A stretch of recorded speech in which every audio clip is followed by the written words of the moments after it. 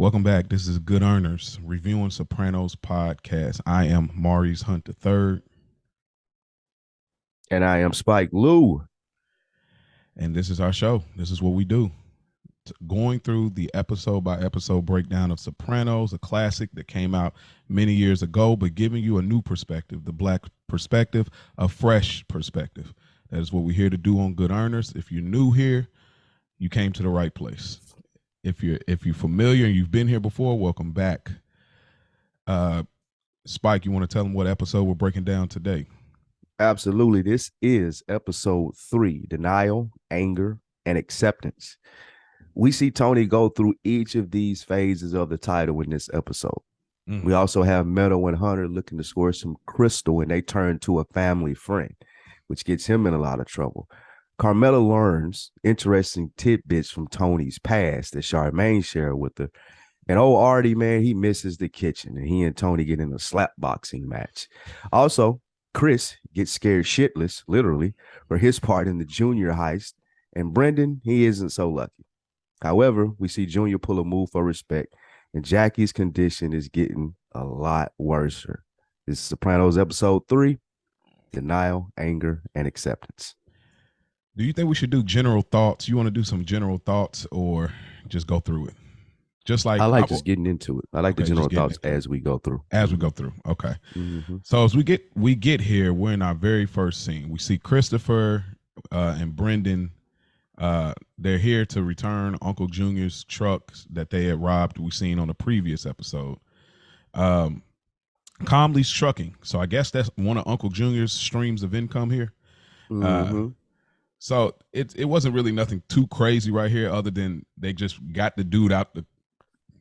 Got him out the building to say, hey, I think somebody left this for you. Which is funny because it's like when I see this, it's like that slick way of like trying to apologize. Like when people don't actually say I'm sorry, they try to like make buy up with something. it. Yeah, try to buy something or Let's do go something. Get something to eat. Exactly. Like just like, so anyway, what we doing later? Right. So that's the same thing. That's the same thing that happened here. Yeah, it wasn't a lot. Just pushing the story forward to show that Tony is respecting Junior's rules, making his people do what he need them to do. Yeah. I like the dialogue they're having too. Right before we get to the next scene with Uncle Junior and Mikey, they get in the car and, Brendan says, we just returned, maybe our biggest score of my whole year. And he's snorting coke. Right. And again, I like that Chris is standing where he stood in the last episode when he's like, you lucky Tony don't shove a cab up your ass. Like he really is though. Like this is the craziest, like that's how much Tony has love for Chris. Cause he could have been did something about Brendan. Like he's not so much more a civilian than he is affiliated. Right, he is essentially just affiliated, right? He ain't a part of nothing. Yeah. Nobody ain't got an answer to, as we see that later. So Brendan, he's the walking example of what Tony feels like is wrong with the mob, right? Like he is the I don't give a fuck, too reckless, not listening to the rules, this thing of ours. He is that the persona of that on the show. Oh yeah, yeah. We cut to Uncle Junior and Mikey. They're eating soup and talking about the trucks being returned. But again, power being asserted. Right. Mikey goes through and says, well, what did they feel? What did they say about this? What did they, and he says, oh, they said they appreciate Mr. Soprano. And Junior, and we'll see throughout the whole series that Junior has a real issue with respect. Like being passed over, we've spoken about. And we'll see that a little bit more as we continue to go down the road of these episodes. But even here, as a simple thank you, knowing that he's really responsible for it, but the person who robbed and stole from them returned the goods, and they're thanking him.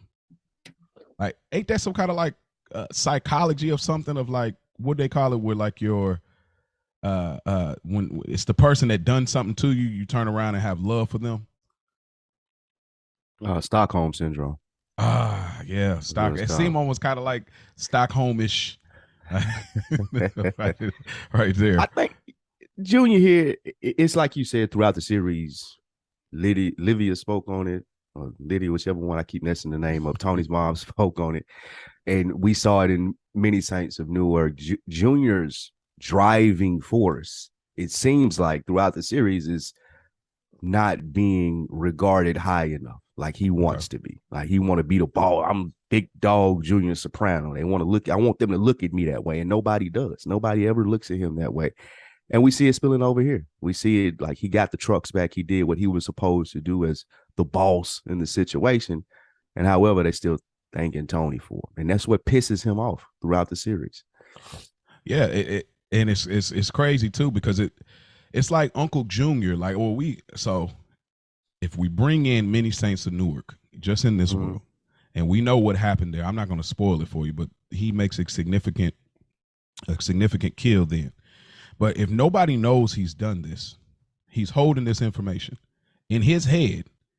He thinks I've put work in. I laid somebody down here. I deserve more than y'all know I deserve. I deserve this position. But I think Uncle Junior gets off on just being one of them old cats that we're familiar with in our culture, where people are like, oh, well, you had to be there. And just the fact that you were there, you feel you have more merit than the younger guys that are coming in and really are hungry and putting in work.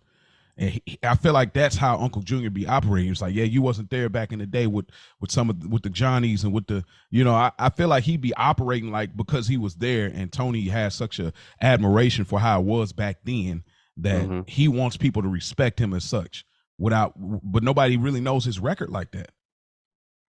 Like, because Junior, without giving, go ahead. Oh, I was just gonna say, because Junior never refers to any of the things that he did on that level. He only refers like, yeah, he used to take me to baseball games. Yeah, you remember when we used to, do this? Even right here in this scene, he says, talking about Christopher, he said, I bought this kid a $400 surfboard for his birthday. Like, you know what I'm saying? Like, he never is referred to in the context of putting in work in the good old days. Because he doesn't go about it the right way without spoiling too much of many Saints of Newark. The work that Junior has allegedly put in, he can't be open and upfront about it. And that's how you move up in this world, right? Like, you have to, your resume, your CV has to reflect the position that you in. People mention the stories all throughout the series that Tony's had, robbing the poker games and the things that they did coming up. And you, like you said, Junior's biggest accomplishment that we see in that movie in the mob world was a underlying attack. It was sneak diss. And you can't be proud of a sneak diss in the streets, like, because you throwing a rock and holding your hands. Yeah. And if it came out what happened, he probably would be clipped, which is probably the source of all of the angst that he has. Like you said, he's sitting with this shit that he did on the inside, but I can't tell nobody about it because the shit was underhanded and it was dirty and no one will fucking respect me. So he's having that battle with himself inside. That's why he's so pissed at Tony. That's why he's so pissed at people when they're looking at him like, oh, you haven't done the work. Well, I have. Oh, you can't tell nobody about it because it was some sneak shit. So he's battling with that inside. And you put that really great. You're absolutely right. Like, that's exactly. And shouts out to the writers and creators, because, and maybe many Saints of Newark will age better over the years. Like, maybe it will age, because I think when we reference it, it does work really well when we're watching this show. You know what I'm saying? But in the moment of watching it, I didn't really like it like that. But it is necessary, I do think. So we cut over to, and Mikey being one of the freshest in the first season out here, man, looking good, man. He doing this thing, man. Always. I think I may have seen him with a tie one time, but we'll see. I don't even remember seeing him with a tie. We cut to Tony in Melfi's office, and he's reading the newspaper. Tony, always on top of things. If you may, newspaper kind of serves as social media, if you want to call it that, in 1999. You're looking at the funny papers, as some would say, looking for information, just checking out the latest. Tony's always checking out the latest bus that they can, get off, and just knowing what's going on. But he stays well informed, right? Stays well informed, which I appreciate that. I'm definitely not that guy, but I know Spike could probably definitely connect with it. But he's looking at this interesting painting, and I actually got it on my freeze frame here, and it's actually a really nice painting. I'm surprised I don't see more Sopranos fans trying to purchase these or replicate these in their houses. But it's a picture of this red barn over this fence, a bunch of grass, a tree. But we notice that Tony's looking at it and he's zooming in on the open door of the barn. Mm-hmm. My question is, Spike, is he seeing what he think he's seeing? Because you see, if we look at it, and if you even have it pulled up, I'm looking at it. It kind of looks like it could be people in there.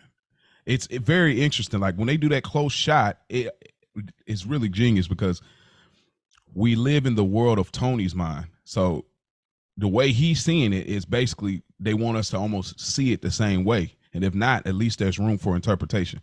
They zoom in and it does kind of look like there's a person looking through there. Do you see that? You don't really see that? I see him trying to make a person looking through there. Like you said, it's open to interpretation. I'm looking at it like, and as he explains it to Melfi, is Tony not actually fitting in the outside world. Like he thinks that people are trying to play tricks on him. He thinks that everything is like you mentioned this last episode. He's always trying to get the one-uppings on people. Mm-hmm. Like, what's my benefit in this situation? It doesn't matter who's it with. How do I come up here? And with this painting, he feels like he's on the other side of it. These smart Harvard, he mentions it. You Harvard people, you put shit out here like here to trip everyday normal working Joes up like that and have us thinking about this bullshit while you're manipulating us and taking our money and shit. Essentially, he's looking at it like people probably look at him.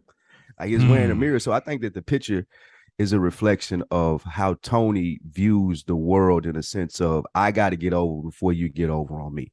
And Dr. Melfi is kind of clueless about it, or at least he does a great job of acting like that's not the case at all. Like it's just a painting. However, we do, like you said, we're in Tony's head in this show. We're riding with Tony, and what Tony's perception is there's some fishy going on here. Let me get in front of it before something comes out that, or before it appears that I'm not as smart as the person who's trying to trick me. That's what I took from it. And I think at the end of it, it plays back into it, and we'll get into it when he's looking at I guess we'll talk about it when we get there, but it plays in at the end at the recital too, in my opinion. Wow. I was not ready. You bodied that. Man, I'm a Sopranos connoisseur. But that's do you feel that, or do you? No, I actually, the way you put it, yeah. And I mean his reaction to it, I guess what like he's frustrated by it. He's like, how dare you? Yeah, like that triggers him. And that weird. Goes to what we spoke about last episode. It's like, well, I'm the person that's supposed to be doing this. I'm the one that gets over on people. This is my world. Like, how dare you hang this shit in here and try to get over on me? It's how he was with it. And I think in some ways too, where Tony likes to always be like, I'm on, like you said, on top of things, but I'm in a higher position than anybody I deal with. Mm-hmm. I have respect equally, you know what I mean? But I'm higher than you. And I think at that moment, him maybe possibly not understanding, like makes him, it did frustrate him. It did bring confusion. But it's interesting. She says it's a Corsac or painting. What does it make you feel? He says it makes me feel like you Harvard people, you Harvard assholes. You smart people. You smart. You think you smarter than us everyday working people. Yeah. You said it's this depressing barn, and I want to take it, and we can keep moving, but I'll take it to. I also think that again, there's this concept that Tony always operates from, where he always wants things to be a better way, but he wants them to be a better way in the way he sees fit, and then he realizes he don't really know what way he sees fit, because there's been numerous opportunities where Tony could have done things differently, and we'll see that in much later seasons. So I think that's what I spoke about with the ducks and with animals and his kind of vibe with that, even though we know the psychology behind it. But outside of that, I think that when he goes to, Hesh's farm later on in the season, that's what I'll be referring to. It's like there's this yearn for something else. But if you get that something else, it still won't be good enough for Tony. Yeah, because he wants the storybook lifestyle. Like he wants it to play out like it should in the movies and on the books. That's why he's such a fan of history. We always see him watching the History Channel. He feels like it should play out exactly the way that he sees it in his head, with the Ducks, with Chris, with Junior, with taking control of the mob. Like he has a vision in his head that he wants it to play out right. Then things fall in his path, like this picture or just the outside stuff of the world that happens, as we see throughout this episode, like just random stuff happening to people who Tony is the effect, ultimately the cause of it. But he doesn't see that. He just sees the fantasy world that he's created. Hence this picture. It looks like Melfi kind of gets a little frustrated with him, because she was like, she said, it's depressing and scary to you. No, not me. No, not me. But it's got that. But it's got that built right in it. Right. And it's it's lightweight, kind of saying, yeah, it is kind of to me. But I'm never gonna give you that. I ain't gonna tell you that. Right. I love these mob guys. It's just always trying to get around things and still try to control the narrative. I love that. But he goes into a conversation. She starts to ask what's going on. He says, a friend of mine, Jackie, this is where he kind of speaks more to finding out, like, okay, it is cancer. It's not just an ulcer. We thought it was something else. And he just goes into it. I can't wait till we get to the next Melfi and Tony scene where he goes a little bit more into it, because there's an interesting thing I feel they do with the camera and even like the tone of that scene. But we'll continue on before we get to that scene. So we get to the friends of Jackie's that are in this thing of theirs. They come and visit at the hospital, but the first person there is Mikey Palmisi. Why do you think this was like a normal thing that like Mike would always come? I mean, I'm sure this was on his agenda, just like any one of the mob guys. Like, you're like, hey, go check on Jackie, and but I don't know. I just thought it was kind of weird he was there first. I was like, why is he here like first? Keeping tabs. He keeping tabs. Remember, Junior's in line. Oh, yeah. So he want to make sure that he got the latest news update, that he's cool with Jackie, anything going on, any business doings that, he may have to step into when Junior's the successor in that position fully. Yeah, like he's just up there keeping tabs. We know Mikey's a dirt ball, so it ain't genuine. Like we see Tony and his guys and Hesh come in there, and you even see Jackie's wife kind of slap Mikey in the head, and just that it's that they're showing us in the show that he's there, like you said. It's weird because he's not there like Tony and them there, or out of love. He's there out of more so, I'm trying to get the current events, make sure I stay abreast for when you pass. Because they even mentioned how he's only talking about cancer. Like there's really no real relation that we have other than being in this thing together. We're not even really friends, and all you're up here talking about is death. Yeah, so Junior just got him up there sitting the post. I asked this question later. I was going to ask about friendship here, because we know Carmela. I spoke about it before, but Carmela spoke about, are these guys really your friends or not? And I want to ask about friendship, but I'm gonna wait until the scene presents, and I think you know what scene I'm referring to. Okay. But I gotta call this out. Mikey Palmisi, fly again. I got this cucumber money green blaze on with this smooth brown sweater under it. I'm like, man, this guy's. They talk about Chris modeling. I feel like he probably could have modeled, for a suit in a magazine or something back in the 90s or something. He definitely had that fly on. You know what I'm saying? But we get to see Jackie's wife for the first time, and it's crazy. Like I've watched this series twice already, and I don't know why this part always slips by me, because she was like really a ride or die. This is a classic Italian mob wife, like we see in Goodfellas, like, really riding for a man, doing, because she always felt, and we talked about the correlation, but the similarities of black women and Italian women. Ro, and maybe you feel differently, Ro always felt a little closer to like black woman-ish, like in the Italian way. Not to you? No, sir. No, she's way too docile, in my opinion. Docile. What does that mean?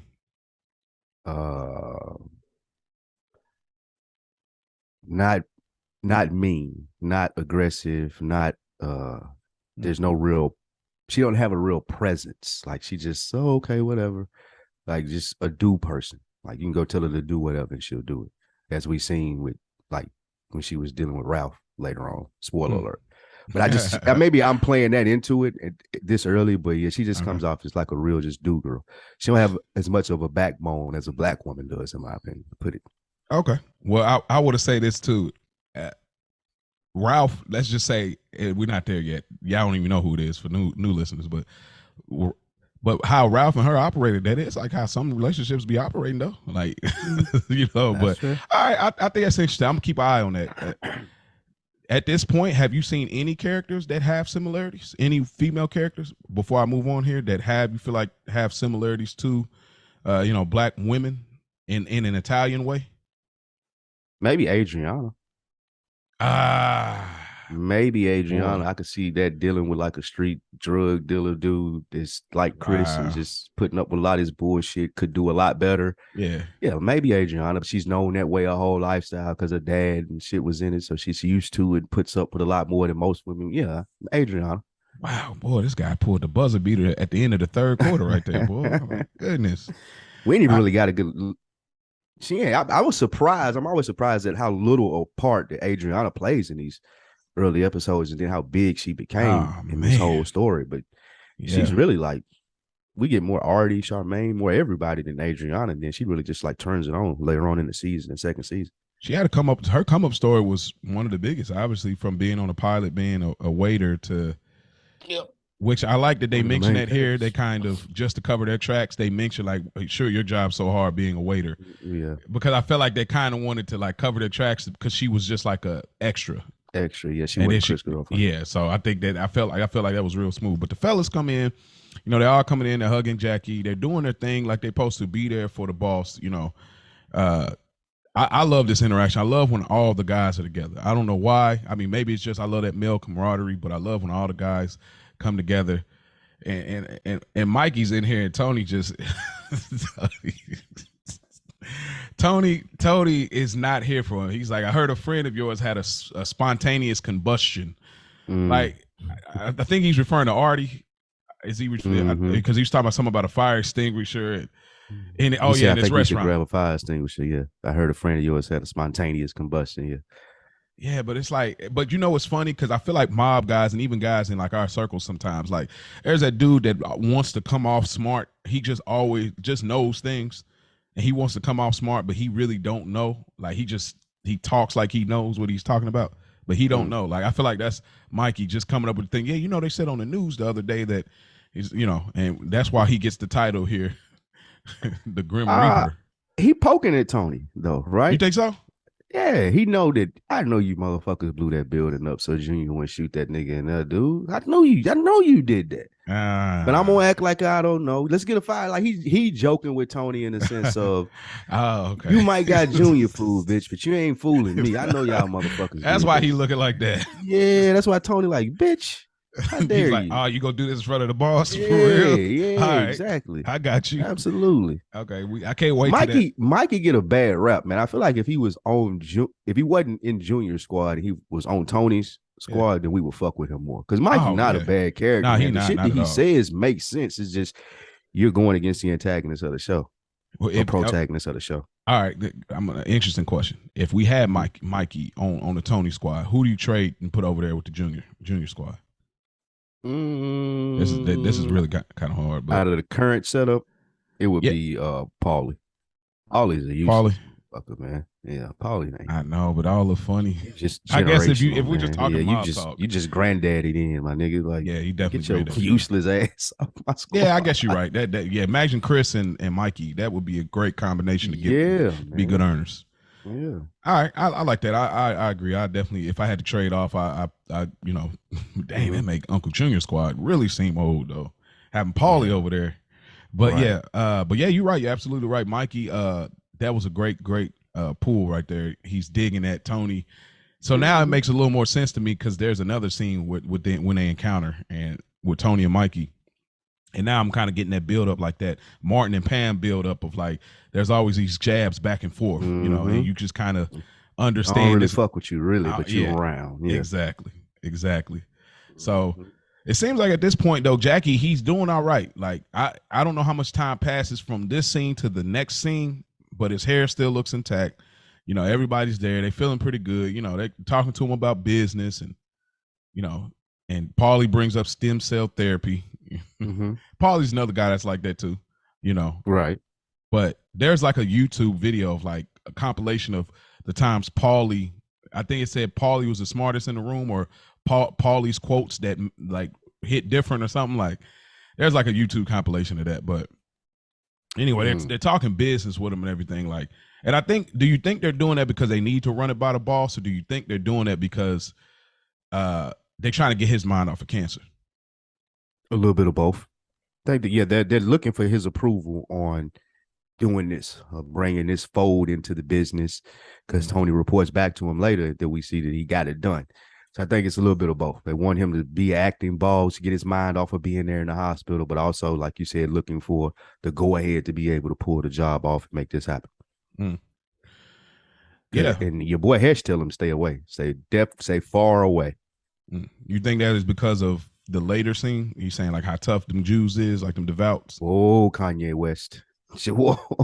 In the world of Sopranos, Kanye would have loved this episode. Like, oh man, where's this guy? We need to get him. Yeah, I think because remember he devout. Let me preface it.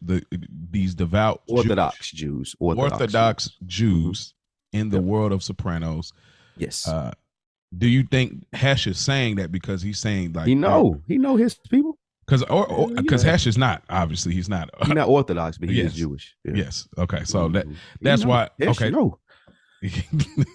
Hesh know damn well this ain't gonna go how y'all planning it to go. I promise you. I promise you. Like, this is a tough bull right here. So tough nut to crack, as Tony said. Yeah, but it's again like, do you think when they're at this point? He said he's in at 25 large. Seal is going and breaking it down. Seal is here for it. Like, I'm trying to collect. I mean, even though Seal has the bada bing, I'm here to collect. You know what I'm saying? And so they're kind of running it by him. And Hesh is like, I don't think that's a good idea. Do you think this was at this point, did you think it was a good idea? Like at this point before getting to the later things? Yeah. Yeah. Like, well, there's no way that if I'm Tony, we talking about 25 grand. These guys, Orthodox Jews, not going to outmuscle me. How could they possibly? Yeah, come on, let's go get this easy money. Okay, and Paulie just try to keep it straight simple, like, yo, why don't we just he does the trigger finger hand motion, and he's like, nah, it's a little more complicated than that. But I agree. Like it comes off, it should seem like a simple job. It's like we just got we threaten. You mean just tell me I got to threaten him out of signing this so we can get this? Cool, got it. So which I still think it's kind of weird that. Well, I guess it ain't weird. I don't know if that the son-in-law and the daughter had a child or anything, but they try to have some kind of compassion to say, hey, yo, you can't kill him though. You just got to get him to do this. So that's an interesting thing because see, the setup I believe was continuous money that they were going to get from that hotel. So they signed over, as you've seen it they signed it over, and Tony was going to get a percentage. The 25 large was 25%, I think, versus 25,000. So in order for them to get their continuous 25% and it be a racket, like they need to get their business flowing, which means money coming in every month off an illegal activity, they don't want him dead because he still got to run the hotel. That's the only way. If he dead, then they might sell the hotel and somebody else we may have the pressure. But if we can go in here and put our muscle on him and make him pay us 25% a month for solving this problem for him, we get a come up. Okay. So that makes sense. We cut to Meadow and her friend. I keep forgetting her friend's name. I don't want to say David Chase's daughter, but that's David Chase's daughter. That's David Chase's daughter. Yeah. What's her name? That's real mobbish too. Keep it in the family. Yeah, and she is really unattractive, bro. That is, she got an unfortunate face. Sheesh. Yeah. I tried straight out of a scary movie, bro. She looked like that dude on Ghost. Have you ever seen Ghost? The real ugly dude on Ghost. We ain't gonna get no kind of we ain't gonna get no kind of deals after this. That's funny. I know. I was just like, dang, you try so hard, but I was thinking like Saw, like Saw, like the guy from Saw. I was kind of thinking along those lines, but this part will be chopped out. Don't worry.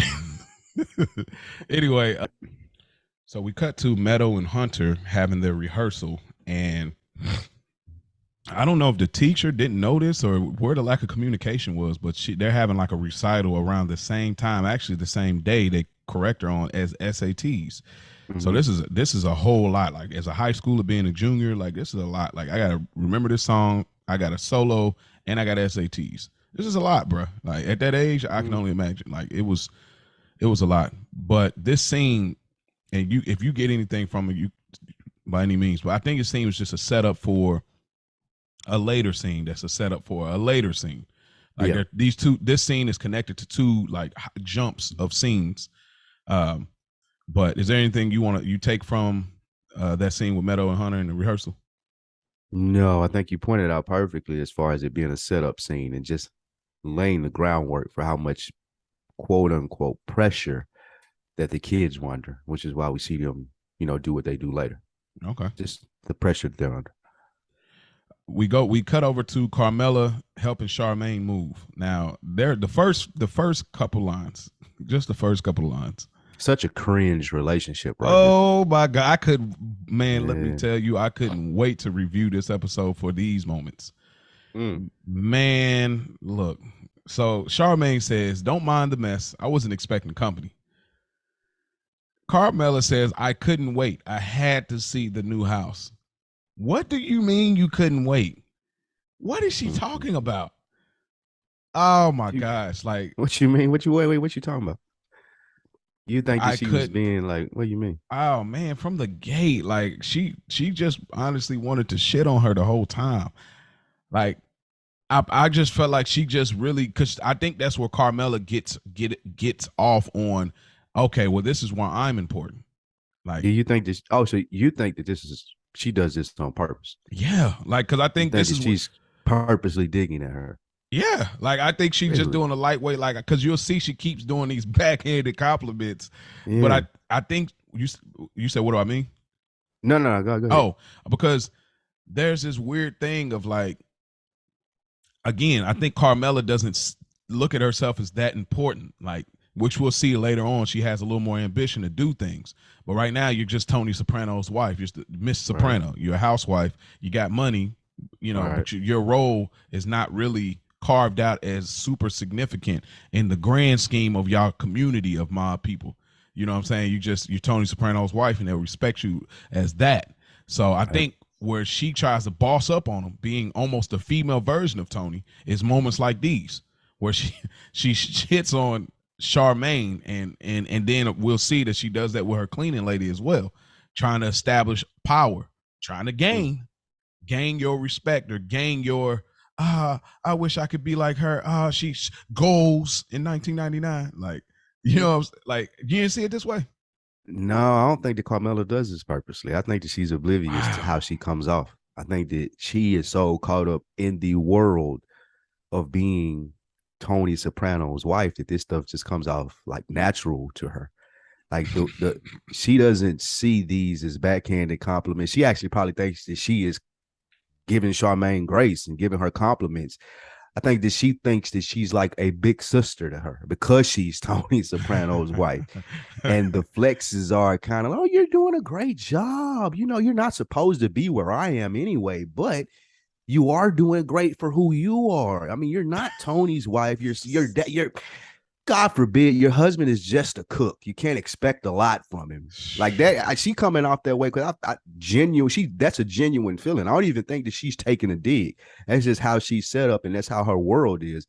As far as what you said, being Tony's wife, that's how she look at shit. Like it's from the perspective. There is no other perspective for her other than being the mobster's wife. Like there is no friend perspective, or there is no like how, like her perspective starts with I am Tony Soprano's wife. We do see her grow out of that later, but right here in these early seasons, I feel like that's the system that she operating under.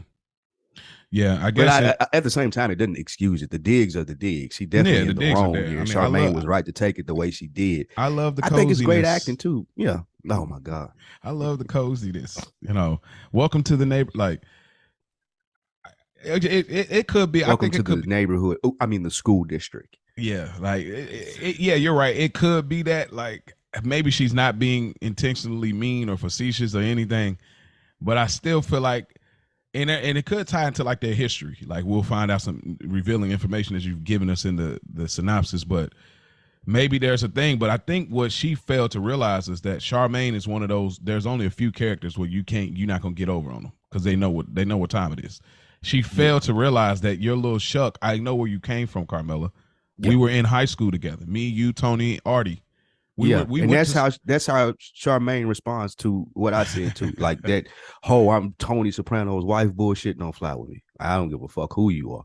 Like, yeah, and that's like, how Charmaine carries herself. Like, yeah, I know who Tony was. I seen him like, playing y'all baseball, are fucking like, criminals and football. Like, and she looking at it like y'all are fucking criminals. Me and Artie are model American citizens. Charmaine is looking at this like you guys are the fucking scum. The reason that our people, like the people that deal with Melfi, and we always see them talking about the bad image that Tony's type people have a reflection on Italian Americans. This is exactly how Charmaine is feeling. Like you guys are running around like you're comparing yourself to me, a hard working, going to work every day woman. Me and my husband built a fucking business. Y'all blew it up. Like, and you're fucking telling me, oh, this is quiet and cozy. Like she has the right to take it that way. 100%. Yeah. Yeah. Before we move on, there's a scene where I love the regular monotony of the mob stuff. Tony having a conversation with his best friend, Artie in his garage, and it was kind of sad, man, because it was like, dang, like Artie's not built like the rest of them. You know what I'm saying? He's not built that way to be like, oh, if I'm out of money or if I'm out of this, I'm a hustler. I'm gonna go ahead. I'm gonna finesse some kind of business, some kind of person to get back. But he says it doesn't make sense. Who would burn down a perfectly good restaurant? It's stupid. And but Tony says, sorry, Artie. Life goes on. But there's this conversation about the insurance. So Artie didn't have insurance. Is that rough? Well, no, he didn't say he didn't have insurance. He had insurance. They just suspected arson. So they're putting him through a lot of loopholes in order to be able to get the money, and they may not be able to get it if it's arson, is what he's telling Tony. This also, to me, brings back into play one of the scenes, and there's another one later, the picture in Melfi's office. Tony is looking at it one way. Oh, I got it figured out. Oh, the world is this way. Things operate like this in my world. If I do this, this will happen. However, as he's getting a more clear picture, a more clear view of the picture, he's seeing that it's not actually like that at all. Just like what he was going over with Dr. Melfi. Oh, this shit is trying to trick me, this, that, and the third. When no, what she was explaining to him is just a picture. You're just looking at it and interpreting it the way that you want to. He's looking at this situation and interpreting it one way with Artie, thinking that I'll blow this shit up. Everything will go right because my world is the most important world. The hit won't hop in there and it'll go on just like it's supposed to. Mob life, let's go. However, Artie is showing him, no, that's not how it happens. I can't get the insurance money. It's a problem trying to find a new building. I'm up shit creek. It's not just you blow up my restaurant and we get to move on. Yeah. I like the lighthearted. There was a long pause before Tony says, "I'm sorry, Artie." I've genuinely felt like Tony was sorry. I know people was. Absolutely, because there's going to be a thing later where they talk about him being a Frankenstein. Yeah, which is we know representation of not a human being, a person with no feelings, no emotion. But in that moment, there was a decent little pause before he said, "I'm sorry, Artie," because it resonated with him. And then Artie makes a lighthearted joke like, "I could be a plumber." Now it's a joke, but it's a reality because he's living a legit Italian American lifestyle. Like he's not the working class life. Yeah. The working class man, which from your favorite movie Bronx Tale is a Tony sucker. Fucked him. No, of course not. I don't have that feeling like Sonny. No, I know. There's some sucker tendencies in the working class, man. But Tony is hitting him. Like it don't work out that way for everybody, man. Because your picture's not painted the same, right? The blowback is different. Yeah. Yeah, the picture. Okay. We cut to the pork store. I don't know why I just said it like that. The pork store. And Tiedemann, the Orthodox Jews, they come and they sit down and have the meeting. Satrials. They're sitting down and they're having a meeting. They walk up. Now the son is not feeling this. He know who they are. What the fuck y'all do? Yeah, so he's not feeling it. Is it? He know what they do. Do you think he's doing that because it's against like their religion in some kind of fashion, or do you think that it's because he feels like he didn't want to cut them in on the deal? You know, once the son-in-law signs over the rights. Like, do you feel like it was anything financially, or you feel like it was just a more of a belief system thing? He was like, I don't want to work with the mob guys. I think it was belief system. Because he didn't even, when Tony started talking numbers, he said he didn't understand. And Tony was like, well, that's because I'm not talking to you.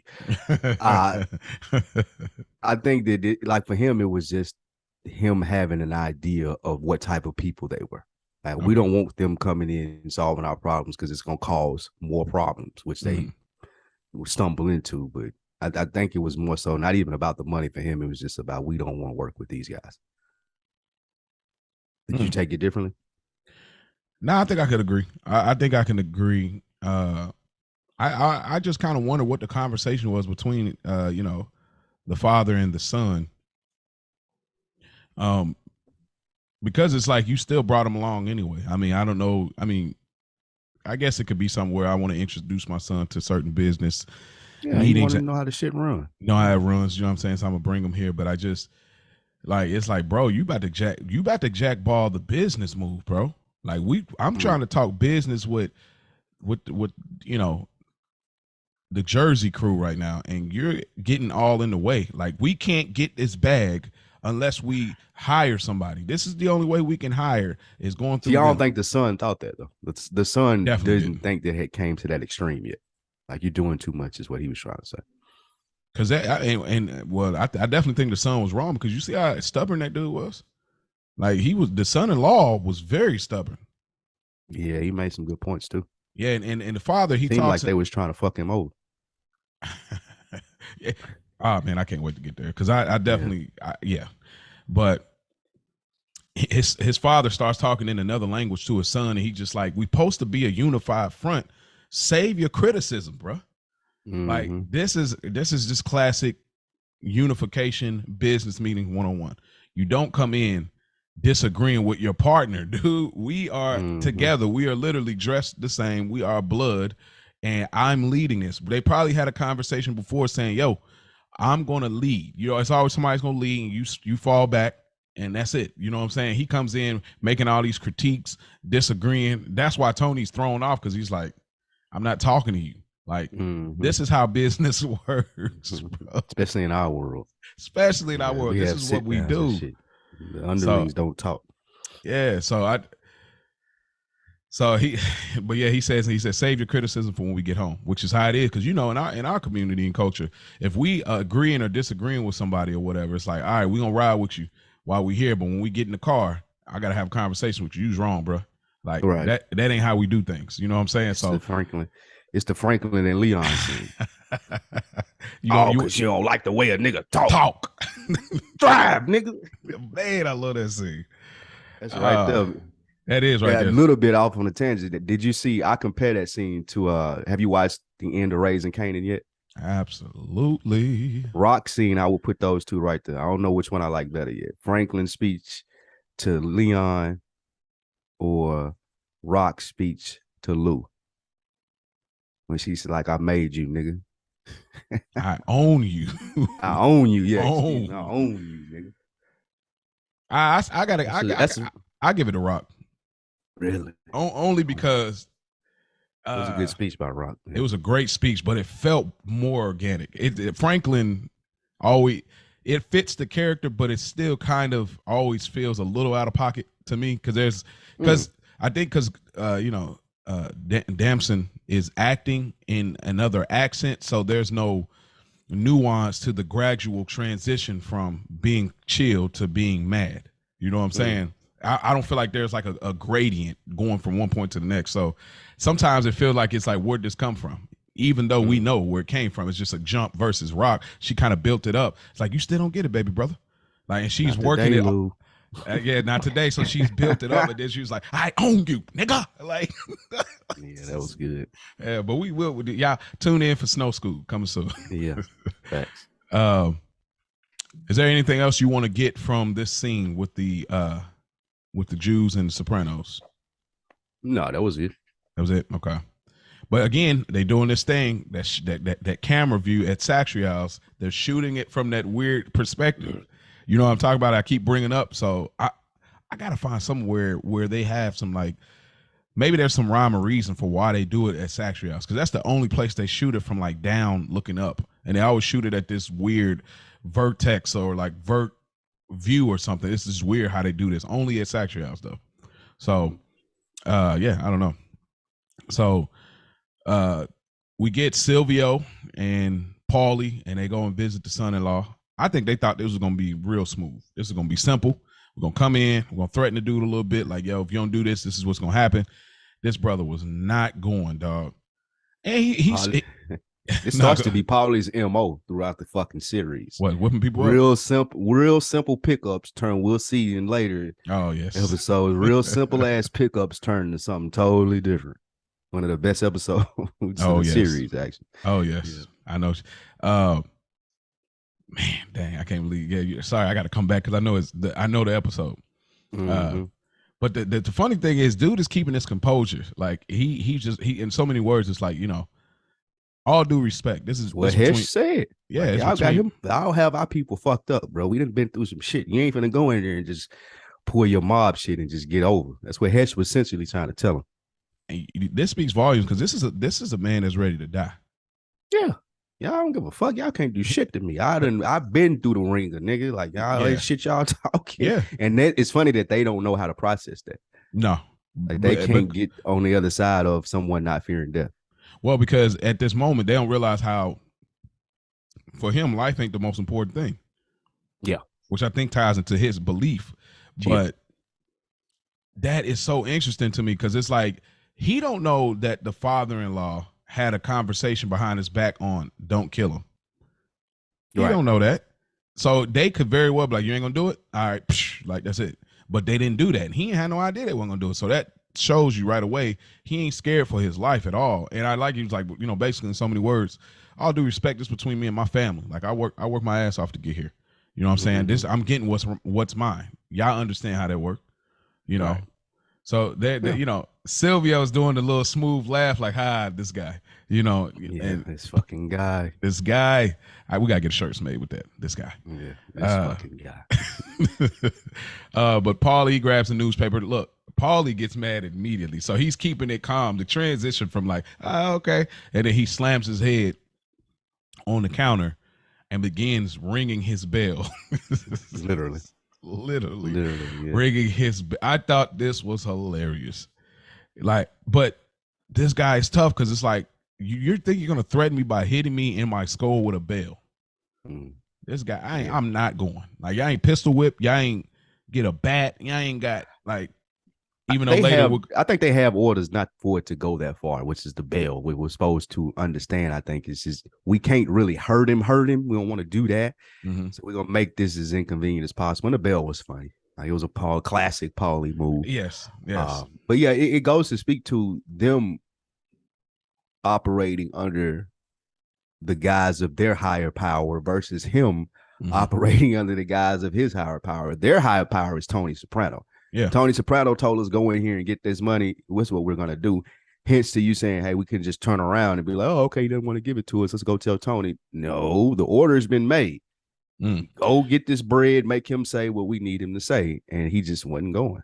So they in there fighting for their higher power, which is Tony, and he in there fighting for his, which is the Lord. And I think what makes it even crazier to me is they don't have the leverage they really need, because he can't threaten his family, because the family is a part of the father who put the whole play together. So he don't have leverage. He's until later. He figured that leverage out. Yeah, well, they figured it out, but man, it was crazy. But like, he don't have the leverage. Not Tony, but Seal and Paulie don't have the leverage they need to be like, all right, that's all right. When I send you back your little girl's arm, or when I send you back your wife's finger, you know, they don't have the leverage because they can't threaten his family because that's who they're trying to get the money for. So the setup is very interesting there. Mm-hmm. We cut to Carmella and Tony in their room, and I slowly pan and I see he has a picture up there. I'm not gonna get all extra artsy fartsy on, like stopping and paying attention to little items in the room, but he does have a painting in his room that's very interesting as well. So it's notice that. Yeah, so Tony and Carmella, they're in the bedroom and they're having this conversation about the Buccos. This is realistic because me and my wife definitely do things like this. Really? Yeah. And not like, hey, if we go to an event or we hang or whatever, like, man, what you think? What you think about it? Like, how'd it go? What you think about this? What you think about that? Just having that regular couples pillow talk. It's just some regular things that, you just have. So Tony, again, back in the newspaper. But a lot of times how he's reacting, that's how my reaction is, where I'm not the one necessarily bringing it up. I'm just kind of like, oh, okay. Oh, that's cool. Oh, So I don't have those conversations. I don't wow, this guy. I don't know. It's just not this guy, man. Frankenstein over here. Maybe so. As you were saying that, I was thinking too, maybe something wrong with me. Cause I know these are normal conversations between couples, but this shit just never registers for me. And I'm sure my girl probably feels frustrated about it because I'm never even paying attention. Like, I guess I'm just what you were talking about on Another Week in the Books. When it comes to social settings like that, I'm so much in my own world that I probably miss the commentary that normal people are going to have. Like, okay. Something to hash out maybe on Another Week in the Books. But yeah, these conversations are totally foreign to me. But I do understand they happen here. Okay. All right. Mm-hmm. That's cool. I think that's fair enough. So we'll bring this back. But the room is laid out. It looks so like I got a great shot. It's a shot of Tony in the bed. He puts the newspaper down. This is subtle funniness. She keeps trying to tickle his feet. Yeah. Did you notice that? Like, what is she old? Like, she's trying to tickle his feet. It is so funny. She wants something. She definitely. You think so? She wanted him to throw the fundraiser at their house. So she tickled. That's the approach, tickling the feet. Yeah. Like, wow. Trying to break the walls down. I mean, she could have offered him something else though. You know what I mean? I don't know. It could have been like the other scene. You want sex? Nah, go back to bed. But these are jokes, people. It's husband and wife. This is what happens. Don't start hitting me with the, But yeah, they're having this conversation, and she's bringing up this fundraiser thing. And see, again, bro, this is like those two are so broke. But that's genuine though. That ain't even out of a place of like we would say, man, it's broke ass nigga, man. Like it ain't a place of I can't believe you're broke. It's just a place of sympathy because we are so accomplished. We've done these things. Like you said, I'm Tony Soprano's wife. We live in this nice neighborhood. She's essentially just a homemaker. Well, I don't want to say just, she's a homemaker, not taking anything away from ladies out there that's their job, being a homemaker. Yeah. However, she's just making an observation of their life's hard. I don't think she's trying to be malicious in it. You think differently? I just feel like, because here's why I feel that way. I feel like it is some genuineness to it.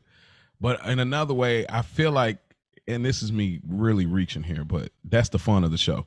A part of me still feels like however you was in high school, like, because Tony references this way later, like somewhere in Whitecaps, and I feel like the way she was in high school is like, I was the come up to you.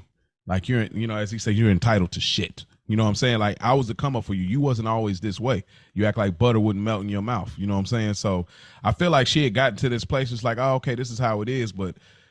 And it is genuine, but she says, poor Charmaine. I tried to find nice things to say about the house. No, you didn't.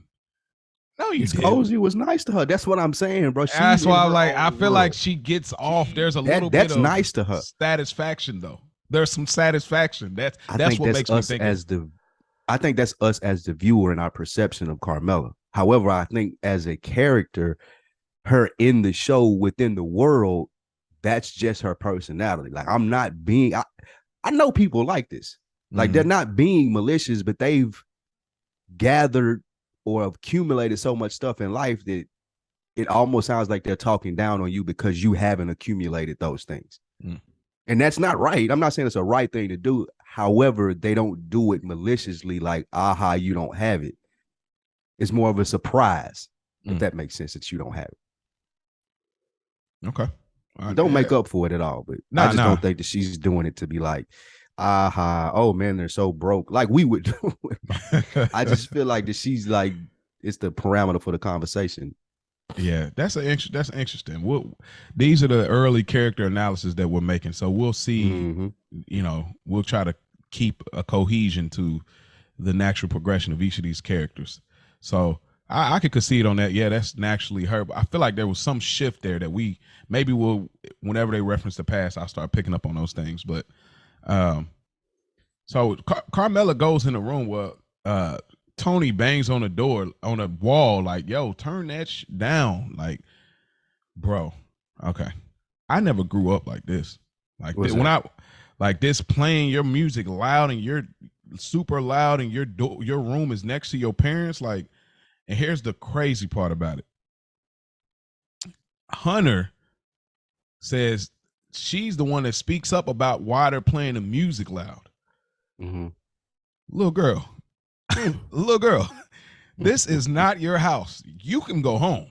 I can call your parents and tell them you're on the way. I can drop you off. What are you doing? Like, when I seen this scene, it's like, and then on top of it, it's like, who? And let me assume here, this is, no, they ain't got the crystal yet. Okay, never mind. But who studies like this, dog? White people. This was totally normal to me. I feel like this is in my head how white people conduct themselves in their house. Music blasting, like just, oh, don't worry about it, mom. This is how I see it. But yeah, I think that it shows like Meadow really doesn't have any boundaries. Like Carmela calls herself setting the boundaries, and we see how Meadow reacts to that when she tells her she can't go to Aspen or whatnot. It's just showing how consumed Carmela is with what she's doing and Tony is with what he's doing. They expect Meadow just to be this model citizen. So she gets away with like blasting the music and being up late with Hunter and sneaking in and out sometimes. But it's just a reflection of no one's really paying her any attention. Right? Like everybody else is so caught up in what they're doing. So she's smart enough not to get in too much trouble and to still have, what she needs to do to get around. Okay. I agree with that. And we realize that they're having a conversation with Christopher. I believe. Well, no, she was calling somebody else, and they didn't. Oh, somebody else. Okay. Yeah, one of her schoolmates was supposed to score her some crystal, and the schoolmate didn't get them any. Okay. Well, I asked that when we get to that scene. What is crystal? Like, is that like Ritalin or something? No, it's meth. Meth. Same shit that crystal meth. So crystal short for crystal. What's their name? Breaking Bad, Walter and Jesse, the same shit that they were making, and that's an amphetamine. So similar to, have you heard of Adderall? Yeah. Well, Adderall, students in college take that to help them study, focus, be up and alert longer. Crystal meth is the street version of Adderall. Wow. It's an amphetamine. It's supposed to make you alert. That's why they're taking it during this time. Like, it's alert, makes them stay up late. They can listen to music and continuously go without having to stop. Boy, it's such a high risk. Yes, man. White okay, kids. All right, man. Okay, let me keep moving here. So Charmaine, we cut to Charmaine and Carmela talk about the party prep. They're coming in. We see Carmela slaying. Like, she's slaying right here. That's what Carmela do, man. She's slaying, right? Yeah, I don't know if she just came from a workout, which that is one of the big things that she does, because she's very fit. But she comes slaying with this little tennis looking outfit, and then Charmaine comes in next to her. She kind of got this Aunt Jemima dress on. Like, and they're walking, and so first thing that comes out is you say, with the budget, we can do 3 waiters. We can do 3 waiters and 2 for champagne. So trying to budget and put it out. She knows what time it is. She's like, and that's what I did respect about Charmaine. I think that this episode they utilized it to try to humanize her in a way, and this is great because she's one of those reoccurring characters, those B C characters that keep coming up. But I think they humanize her really well here because most people don't like Charmaine. A lot of us don't, but this is one of those moments where you like look at Carmela funny. It's like, wow, you know, and we get you hard on Carmela, man. I don't think you hard to say you. When the last time you watched the series? Yet. Not yet. I'm not, because I don't think she's gotten there yet. I think that she's still like there is a stretch when I was over Carmela, but even in this right here, she's bringing Charmaine in her own ugly housewife, white woman type of way. She's being inclusive. Like you see how she's summoning the help and she's sharing with her. She's sharing with Charmaine some of the frustrations and wanting her to relate to it. As a homemaker, we're both homemakers. I'm a wife, you're a wife. You know, we're getting stuff ready for a party. I think that Carmela felt in this situation that she would be more relatable to Charmaine. I'm bringing you in. I'm letting you in on the plans. Hey, you guys are going to be able to do this. We'll pay you for it. She sees this as an olive branch, and Charmaine sees this as disrespectful, like you do. Okay. But it's just Carmela's way. Excuse me. Her way. Carmela's way, Carlito's way. I like that. That's tight. Bars. Yes. All right. So now the way she's operating with the maid here, she's looking at the dishes. She's definitely flexing her privilege right now as a mob wife. So I think it leans into what you were saying. She's so oblivious. She's doing so. This is really genius, just really great from Sopranos creator David Chase and all those who were a part of these episodes. This moment we get the first hand gesture of Carmela when she pulls the hand up and does the come here gesture, the summons gesture.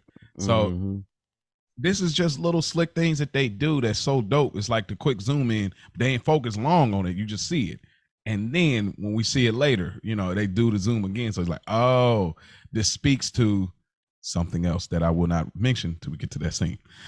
So, but she just going hard on, God, let me go back. Carmela, the reason I go hard on Carmela, like, is because those first 2 times I watched it, I really rooted for her and I really felt bad for her. Oh no, I never rooted for Carmela. I rooted for her like she was never a sympathetic figure to me. I did. She was for me, like, because I was just like, yeah. Maybe that's why I don't look at her the way that you do now, because I never rooted for her. I never thought that she was like she is accepting of this role, and the reason that I started to root against her is because she tried to act like it hit her like a ton of bricks all at once. Like, oh, I didn't realize that I was Tony Soprano's wife, and all this shit came with it, bitch. You know this shit come with it. Well, see, that what made me start looking at it different, because it's like, again, the concept of coming in at the end. When we come in to the first episode, we're supposed to come in knowing that, like, we got dropped into the middle of something. Like, this is not the beginning of anything. This is like, I mean, well, we'll know Tony eventually will advance, but we got dropped in the middle of how things have always been and how things are going. Only thing that is new here is the therapy part. So I look at her and now I'm looking at it from the behaviors, like these things have been going on. I don't look at it like now we're just now seeing. I'm looking at like, okay, this has been going on. So we're dropped in the middle. This is continuing going on. So as it develops to what she becomes later, I kind of now are looking at like these characteristics always existed. Some things I do be like, okay, yeah, this was developed because of these things. But some things I'm like, nah, that's always who you was. That's why I reference back that, you know, butter melt in your mouth. Like you think you somebody else, but this is who you always was. You knew you could have went with old boy, but you didn't. So for me, that's why I'm always referencing that white cap scene. But yeah, I still agree with you though. I think that this is just naturally who she is. We cut to this is One of the funniest lines, bro. What was it? Uh, Chris, I did. All right, so Chris, he's sitting there, he's watching Cops. He says the effing camera. He said he's calling him sir. Like if the cameras wasn't on, you would still call him that. Really, Christopher? Like that? That's what you got from that. Nothing else about being handcuffed, putting this dude in the car. He said, "Oh, you're calling him sir." That's because the cameras is like this dude is hilarious, bro. Oh my gosh, when I see that, I was like rolling because it's just that I think I know everything mentality that these mob guys be having. Anyway, Brendan, he's doing a. Oh, well, go ahead. The pull-ups. I was just about to say Brendan's line. Won't you call Tony so he can call Junior so we can see if he can change the channel? Continuing to be a dickhead. Yeah, pretty. Just don't get it. He just do not get it, and Chris just ignores it. What a dig. Yeah, you just don't ignore it. Why don't you call so he can call so you can change? Right. Okay. Hey, that's pretty good for a drug head right there. Like that was real. Like that was a good one. Like I kind of overlooked that line, but that line is funny. Chris overlooked it too. He definitely like, right. Bitch. And then the digging continues. Adriana comes out, and she's walking. Looks like she just fresh out of a shower. She's wiping her hair and stuff. She's walking past. He said, "Will you get that, babe? Sure. The only one who has to go to work is me." He's like, "Yeah, a restaurant host, real tough work." Real tough work. Which is it's funny, but it actually is tough work if it was Christopher, because Christopher talks about that, where the mundaneness of everyday life he just can't do. Like we see that with Wabistics, when we get there, I think season 2, like just running Wabistics, like he can't do these regular things. So it would be tough work for Christopher. I just thought that was interesting, but a funny dig too, nonetheless. Yeah, it was. And Chris got him one though, man. Adriana, she's beautiful, so he's definitely got way him out of his league. Way Tony out of his league. To say throughout the series, way out of your league. So what do you say? Smokehouse smoking? What he said? Smoke show.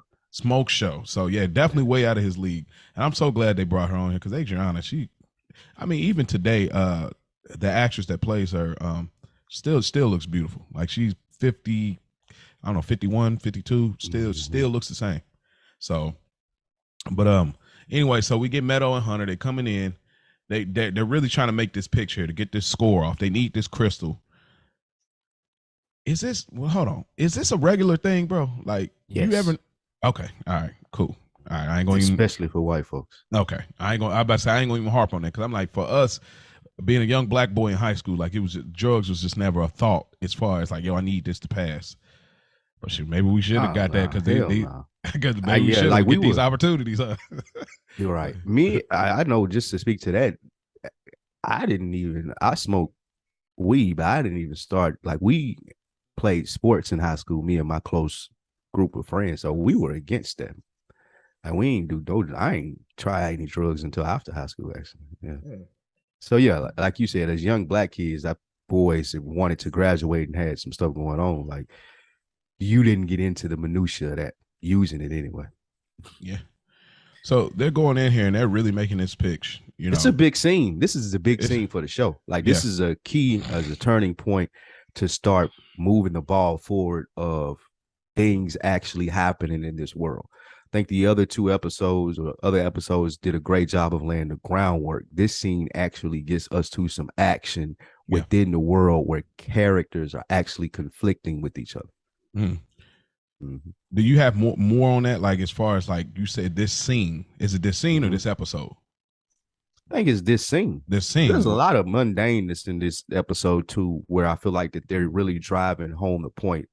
Yeah. How Tony's actions kind of cause backlash in his world and he's completely oblivious to it. But this scene especially takes Chris to another place. It takes Adriana and his relationship to another place. It takes Meadow. I just feel like this scene especially really progresses the story. It gives us some ideas as to who Tony is, who Chris is, what Brendan is, and just Meadow too, and just how this world, like Tony would feel that he had the outside of the mafia, the picture perfect suburban lifestyle. Here your kid is trying to score crystal meth. Okay. from Yeah. your fucking junkie cousin or uncle or whatever he called him. But yeah, There's a cousin. couple of red flags here. But Yes. I think I agree with you. And so y'all know the scene, the rehearsal scene is the connective tissue to this scene. Now this scene will connect to another scene, as Spike was speaking of. But I like this too because I thought in this show, I thought we were going to see a lot more of that connection, that cousin type of connection between Meadow and Chris, but we really didn't at all. Like I was so here for it. I don't know. I thought their dynamic was very interesting, but I'll go a little more into that when he comes to the Soprano household. But red flag here, Brendan is really trying to pursue them too. Like they're high schoolers, so they can't be they're juniors at that, so they can't be no older than 16, 17 tops, bro. Tops. You know what I'm saying? So how old is this dude supposed to be? Like, Who, Brendan? yeah, like these dudes Oh, definitely Chris. both of them. Like Chris What would wasn't you say? pursuing anything, but I'm saying like, Oh yeah, he definitely. Why? probably Well, like, because he's a scumbag, is what we're supposed to not understand, to right? mention a scumbag. Yeah, he's just a scumbag. So even like shooting at high school girls, getting them high and fucking them, like that ain't out of his wheelhouse, Yeah, regardless of his age. Like we're yeah, supposed to understand that this nigga is a complete piece of trash. yeah. It looks like Hunter was here for it because she definitely was She giving definitely him, gave him the eye. which is speaks to. But Meadow is so flustered at this guy. Like Meadow is Well, she such a sees the benefit that Meadow has is she sees the real version of what Brenton wants to be, and that's her dad.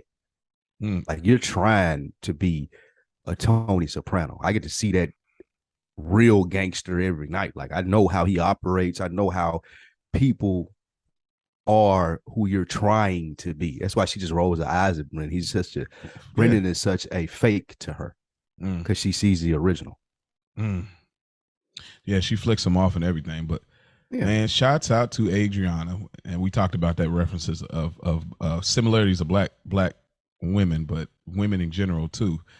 What a level of insight! Shouts out to women right here, because what she's this nigga, his socks is dirty as shit, bro. I got it on pause where he's flipping off his socks is super dirty. Well, at least it ain't his bare feet. But Adriana drops a gem. She's like, she better off dealing with y'all where y'all know y'all source. She gonna go down there over here and get this crystal from somewhere else. Like it could really turn bad. And maybe, just maybe, Tony would be more appreciative of you looking out instead of not telling him at all that she was trying to score. Even though he probably wouldn't, but in a logical sense, it would make sense. But in Tony's mind, it may have not. But so I just think Adriana dropped a gem there. Like, nah, you know, it's that classic parent conversation where they be like, well, if your kids are going to get into something, you better off doing it with them and show them the ropes than letting them find out on their own and something bad happening. I felt like it was kind of similar to that. I don't know. I think I kind of disagree with that. It shows, even though she's familiar with the lifestyle and she's right, as far as what she may get on Jackson Avenue, the best course of action for Chris to take is his original stances. I ain't got shit to do with this. Because if Tony finds out, I'm dead. Like that's number one of the number one rules in the mafia, dealing drugs, and especially to my daughter. You can't do that.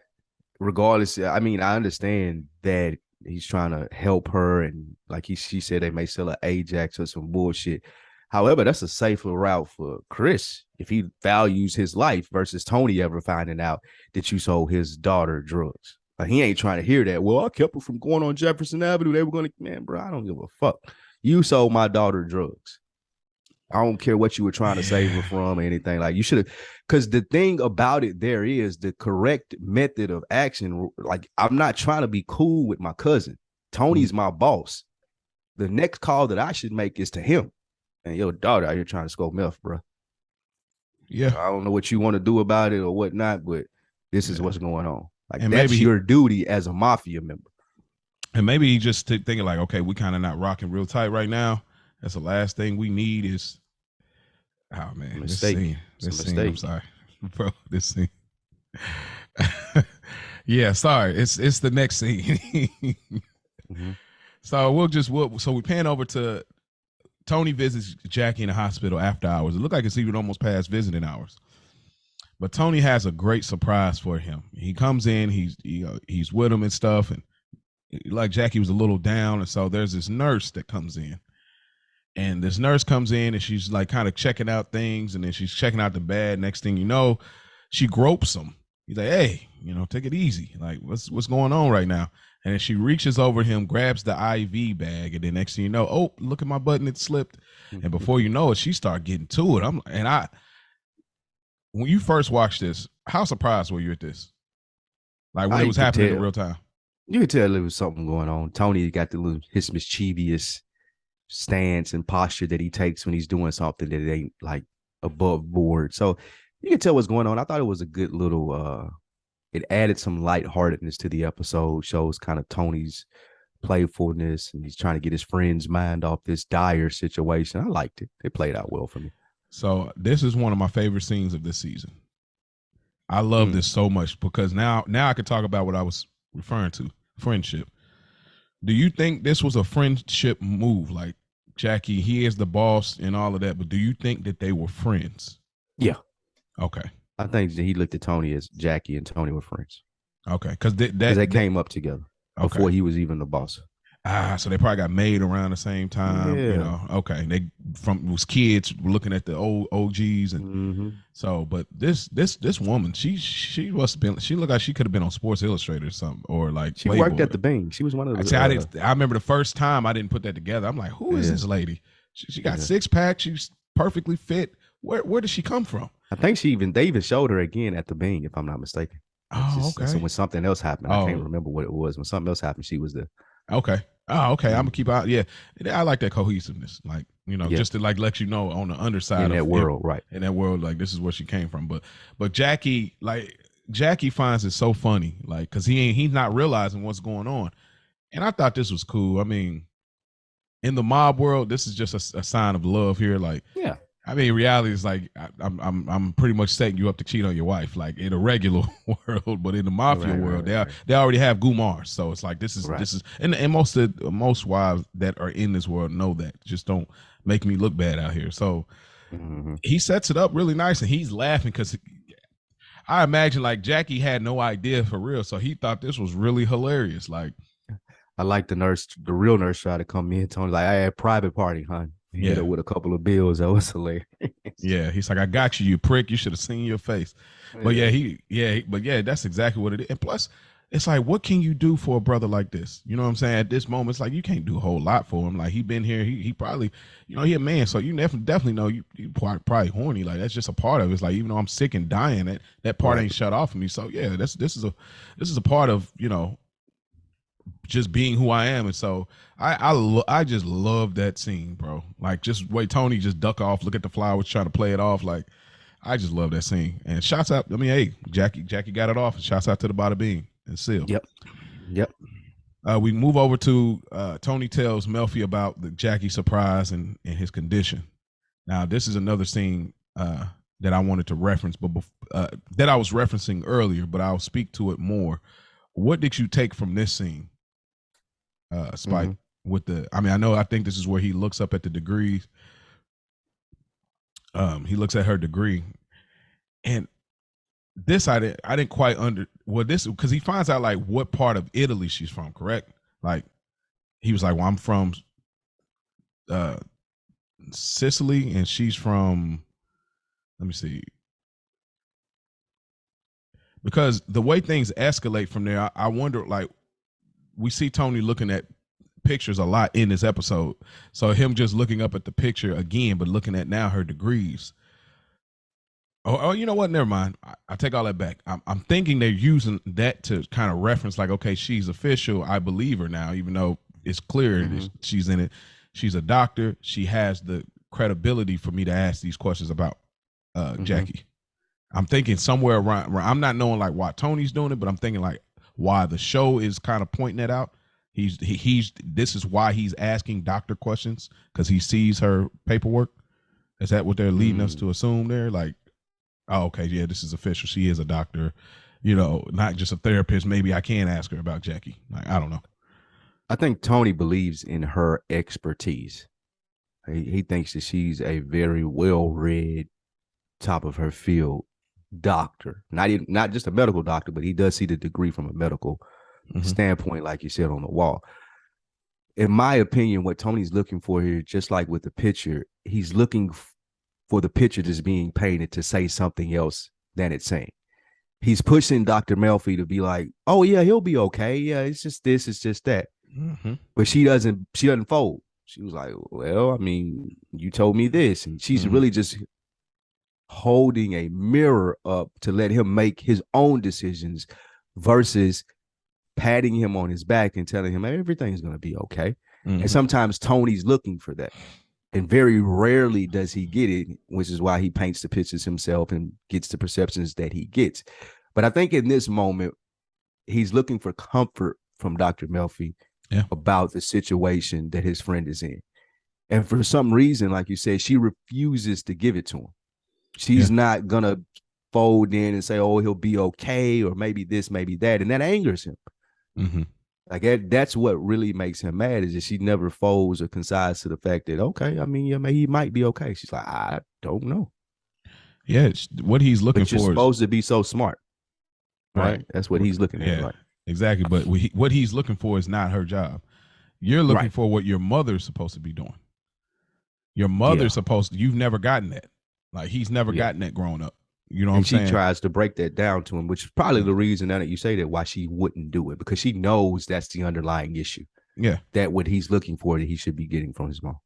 Yeah, because it's like, just give me some false hope, even if it, but it's just like, I can't do that because she's like, nah. My studies show this and studies show that, and my degree and stuff. But there's this part. This is the part that I was talking about. But so the tone, it feels so. It gets kind of darker there, like the tone of it, like it kind of get like sentimental a little bit, because he says like, she's like, but you said he might go home. They're not operating. And then he says it's something, it's next to something vital. She says, I see. He says, you see. She said, from what you're saying, it doesn't sound good. He says, from what I'm saying, what do I know? I'm not a doctor. That's how he's really out of pocket, out of space right now, emotionally, I feel like, because he's telling her the information, but again, that comfort thing you're talking about, and then you want her study to work in the favor of your friend that's in the hospital. You want her to be able to give you something, but she don't have anything to give you because she's going by what you're saying, but you're saying, oh, what I'm saying, what do I know? Well, you know the information. Even with that, Tony's looking to be able to do something for his friend. Just like they were alluding to Mikey coming in there earlier being the Grim Reaper. Tony wants to be the guy that says, hey, I talked to a doctor who says this may happen, to go in there and give Jackie some hope, because that's what Tony does. He's the Frankenstein. Like he feels like that he was created to make the lives of the people around him better, or whatever it may be. So he's trying to get information from Melfi to go in there and tell his friend, hey, man, I talked to a doctor. They said this is going to be okay. And they said this is going to be this, but she won't give it to him. And that frustrates him. Now I don't know what to do. Now I can't help my friend. Yeah, I can get him strippers and I can go see him and I can handle the business, but I can't tell him everything is going to be okay. Yeah. And that's what frustrated him. That's what pissed him off with Dr. Melfi, because you're not telling me this, hence putting a handcuff on my situation, being able to go tell my friend this. Yeah. And because it's this weird thing. That's what I was speaking about, but like, it's like the way the camera zooms in a little bit when he's going into it a little bit. It's even the way he's talking. It's like very spacey. I feel like it. He says, I told you about his condition. He's got cancer but he says it's in the intestines. There was a tumor, and he's kind of walking it down slowly before, of course, getting to it. But he goes on and he starts to get really irrational and starts to get real angry. He's really angry. He talks about the because he's not making sense. He starts talking about the paint. It's a scam. Mm-hmm. See, I knew it. It's scam. Mm-hmm. It's so funny to me, like, because it's like, what? Why are you so bothered? Like, buy this. Is this tying back to the Ducks? Is this tying back to the old way of mafia? Is this tying back to your mother? Like in my head, watching it, I'm like, bro, he is so mad. Like he leaves this meeting frustrated, but we know it's just because of him being upset about Jackie's condition, not being able to do anything about it, like you said. But I just thought that was so funny. Like his posture changed. He starts getting mad. My true feelings are this, and it's a scam. I knew it was a scam, but she's keeping her composure. But towards the end, she kind of looked a little scared. Like, did you notice that too? Yeah, like a she little has nervous, those moments where she does actually get scared, but she holds her own though, 100%. Yes, she does. Yep, facts. So, so we pan over to Carmela. She's making she's setting up the whole situation for the Bucos to come over there, cater, do all of that. Chris sneaks up and goes upstairs, and that's pretty much what he gives her the meth. He breaks it down like, look, it's no joke. Your father can't know. Nobody can know about this. Don't out me. Take it easy. You know what I'm saying? And he's serious about it. But why do you think this was always weird to me? Why do you think Carmelo came upstairs like so quick though? Because Chris, he didn't go through the normal protocols. Like I'm sure he never came to their home and just snuck right upstairs. I'm on the phone. You're not gonna stop and say hi to me. All this is going on around the house. Like, what the fuck are you doing? Like, that's immediately made Carmela suspicious. Like her motherly antennas are going up. Okay, so it's like, just gonna sneak in my house, bro. Like, what's going on? Okay. All right. We pan over to Charmaine and Artie talking about Soprano money. Yeah.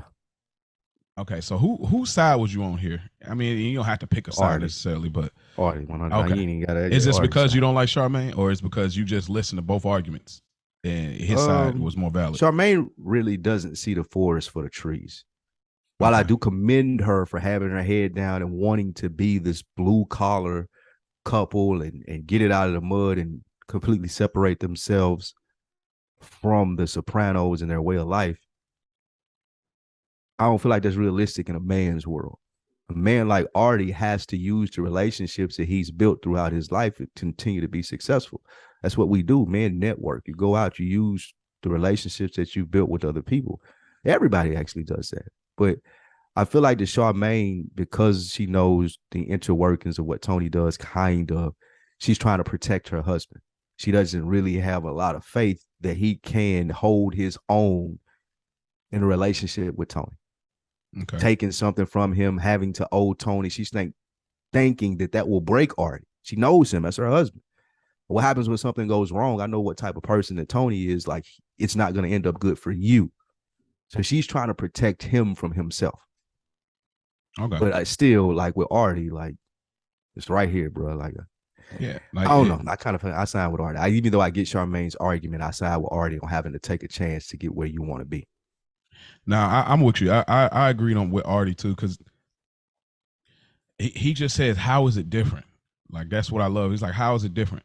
And she's like, "Oh, well, I'm trying to show Carmela some support," but it's like you think that you're doing a favor for the Sopranos, but they found another way to do a favor for you. So how is it different than Tony doing a favor for us? You'll go work and take their money from there, but you won't take the Caribbean vacation. Like, that's a good point, Bob. Yeah, it's like either way, they're doing us a favor, and I'm sure we'll owe them. Like, no matter what happens here. You're using your pride differently from she trying to put the pride thing in there.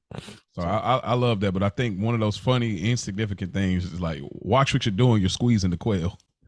Yeah. do you eat quail? Continue to bust his balls. I never had quail before. Okay, me neither. I never had it. So we get to the Soprano party, super snob fest. We see Carmela, dressed to a T. Her friend, actually, is that Seal's wife? No, that's not Seal's wife. Okay. But I see, look at this. So we see Charmaine over here. She's mingling. She's charming. She knows how to charm. Like, when she ain't on that negative tip, when it comes to the restaurant and the people, she knows how to charm. She's over here. She's doing her thing. She's charming, smiling. Carmela. Gosh. Oh man. I'm sorry. I'm trying to shoot some bill here. She does the famous hand gesture. Mm-hmm. We're gonna call it the help hand, the helping hand, and she did it twice. She nodded and said, "Yeah, you come on, like come on over here." And that is hilarious, dude. Like, See, so that's another. I don't take it.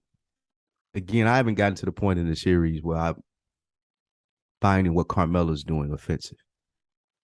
We're having an event at our house. You took the money. You work here essentially for tonight. Could she have found a better way to approach her? Yes. However, I still am on the stance. I don't think that Carmela is being malicious. She's just being Carmela. Like yeah, that's I mean, we. which is fine. I There are still two think that. ways to look at it. Like we see that there's precedence of her summoning the help that way, and she doesn't think twice about it. And we also see that Charmaine see her doing that and thinks differently about it. I just don't think that Carmela is doing it disrespectfully, though it is a disrespectful action. She's so caught up in the Carmela Soprano world that she doesn't see it that way, if that makes sense. Well, I'm gonna jump ahead here because I want to see. So, so we know, and y'all that haven't watched it, y'all not gonna know what I'm talking about. But the Carmela teacher thing, right? Mm-hmm. So you remember he made that statement at the end, like, no, you knew that. Mm-hmm. You giving me what you're doing. Give me the bags. This is you were gonna get ahead. Now, is that one of those moments where now she genuinely was looking for like companionship, or was that some subconscious things? You're doing things, but that was on purpose, and we don't want to ruin it before we get there. Okay, definitely, I agree with the teacher on that. I was glad he called her out for it. See, I didn't agree. Yeah. Okay. Well, definitely agree with the teacher on that. Well, we'll keep visiting, but yeah, I think, yeah. So Carmela, she's doing the hand gesture or whatnot, and then we pan over to in between this scene. It's still it's nighttime now, and Paulie and Silvio are really having to put work in. They're throwing this dude in the trunk, still whooping him up. Like, this dude ain't signing, he ain't going. Like, they're gonna have to make a phone call to Tony because this guy's not going, and we don't want to shoot him and kill him. So we really need some help, bro. And really, that is a last resort. I feel like if you're sent out to take care of some work in the mob, that's the last minute to have to call the boss and say, hey, we need you down here. What should we do? What should we do? But it is a good play because you rather have them mad and get it done right than get it done wrong and have repercussions of not completing the job correctly.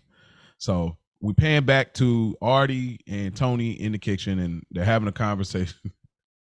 This was funny too. I thought it was lighthearted, and it shows us another side of Tony. I think this is the complete opposite of when Carmela tells him he doesn't have any friends, and we see it later, and all these people laughing, and he's just kind of like off some bullshit joke that he told. I think this is the complete opposite of that scene where you have Artie, who's a genuine friend of his from way back in the day before he was Tony Soprano, the mob boss. I can hit him in the face with a slice of deli meat. And he cannot take it serious, and we can go back and forth. I like that. I like showing the Carmela smile from it. I do like the human side of Tony coming out. Yeah, I do too. And it was so off-putting because it came out of nowhere. Because he's like, why don't you forget it? He's getting into it, but I didn't know if he was joking or not. Because you never know sometimes with Tony. So it's like, would you get over it? Stop focusing on past, look towards the future. He says, you could cook. Shut up about it. You're depressing me, you freaking jerk. Like, and so Artie's looking at him. So I don't know. Have you ever done this like with a friend where y'all might be like having a serious, or anybody? It could be mom or anybody. Like, you ever had like y'all having a serious argument, and somehow you both feel what you feel. Somehow you break it into something funny, like that. Yeah, that's happened to me before, but that ain't my personality at all. I know. So but it's happened to me before, but it wasn't of my validity. I wasn't the one that was pushing the funny part. And so I understand. Okay, was you thrown off though when it took that way? You was like, no, you wasn't thrown off? No, it don't. I mean, my personality. I know, that's what I'm saying. I'm saying when somebody else did that. It don't really, like, that don't move me off the subject at all. It really frustrates me more. Like, you trying to be funny, and I'm dead ass serious. Yeah. I mean, but my person. Oh, that's me though. Yeah, you're right. I do remember one time I was getting a whooping, and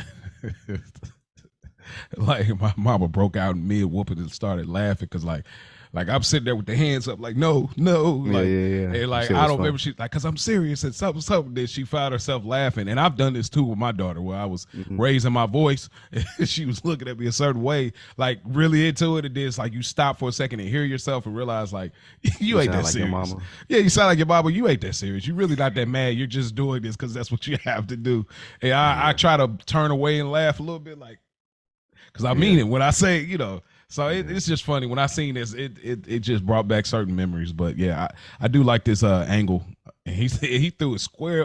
What kind of aim is that? He threw square on Tony's head. So they're having a food fight. Carmela sees it and she likes it. And this kind of brought me back. Like, oh, okay, I love Carmela again. But no, they're going back and forth, and I'm like, dang. I guess everybody's served at this point, so it is what it is. As far as throwing a little bit of food, and so we pan back to, and I love this. This is where dude really got in his bag. The son-in-law, the Jewish son-in-law, they're going back and forth, and they're like, dude, just sign the paper, bro.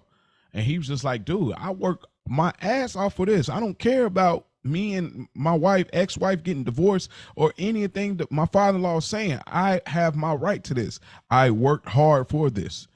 I ain't hearing y'all, bro. And so, I thought it was funny even then when Seal brought this mallet out of nowhere and started beating him with it. But anyway, we fast forward. They call Tony over. Tony, now he's getting ready to, get some action with the Gumar. He's mad excited, throwing the clothes off, getting on top. He's ready to go. He gets a phone call from Seal saying, hey, yo, what we supposed to do here, bro? This dude is not backing down. He's not changing his mind. We need some assistance.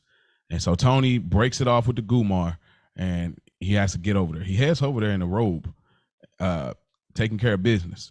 But he does ask, funny thing is, he does ask Irina. But again, we see this focus on the picture. He zooms in again. What that picture mean to you? Yeah, what does that mean to you? And she has her own take on what that means.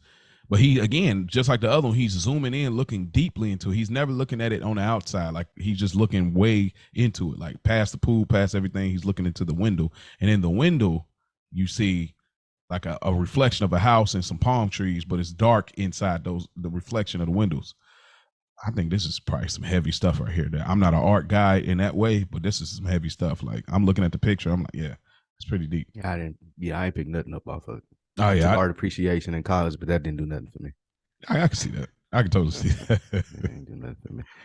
She says it just reminds me of David Hockey. So anyway, he pulls up. They didn't went and got them a sandwich. Like Seal sitting there eating this gabagoo,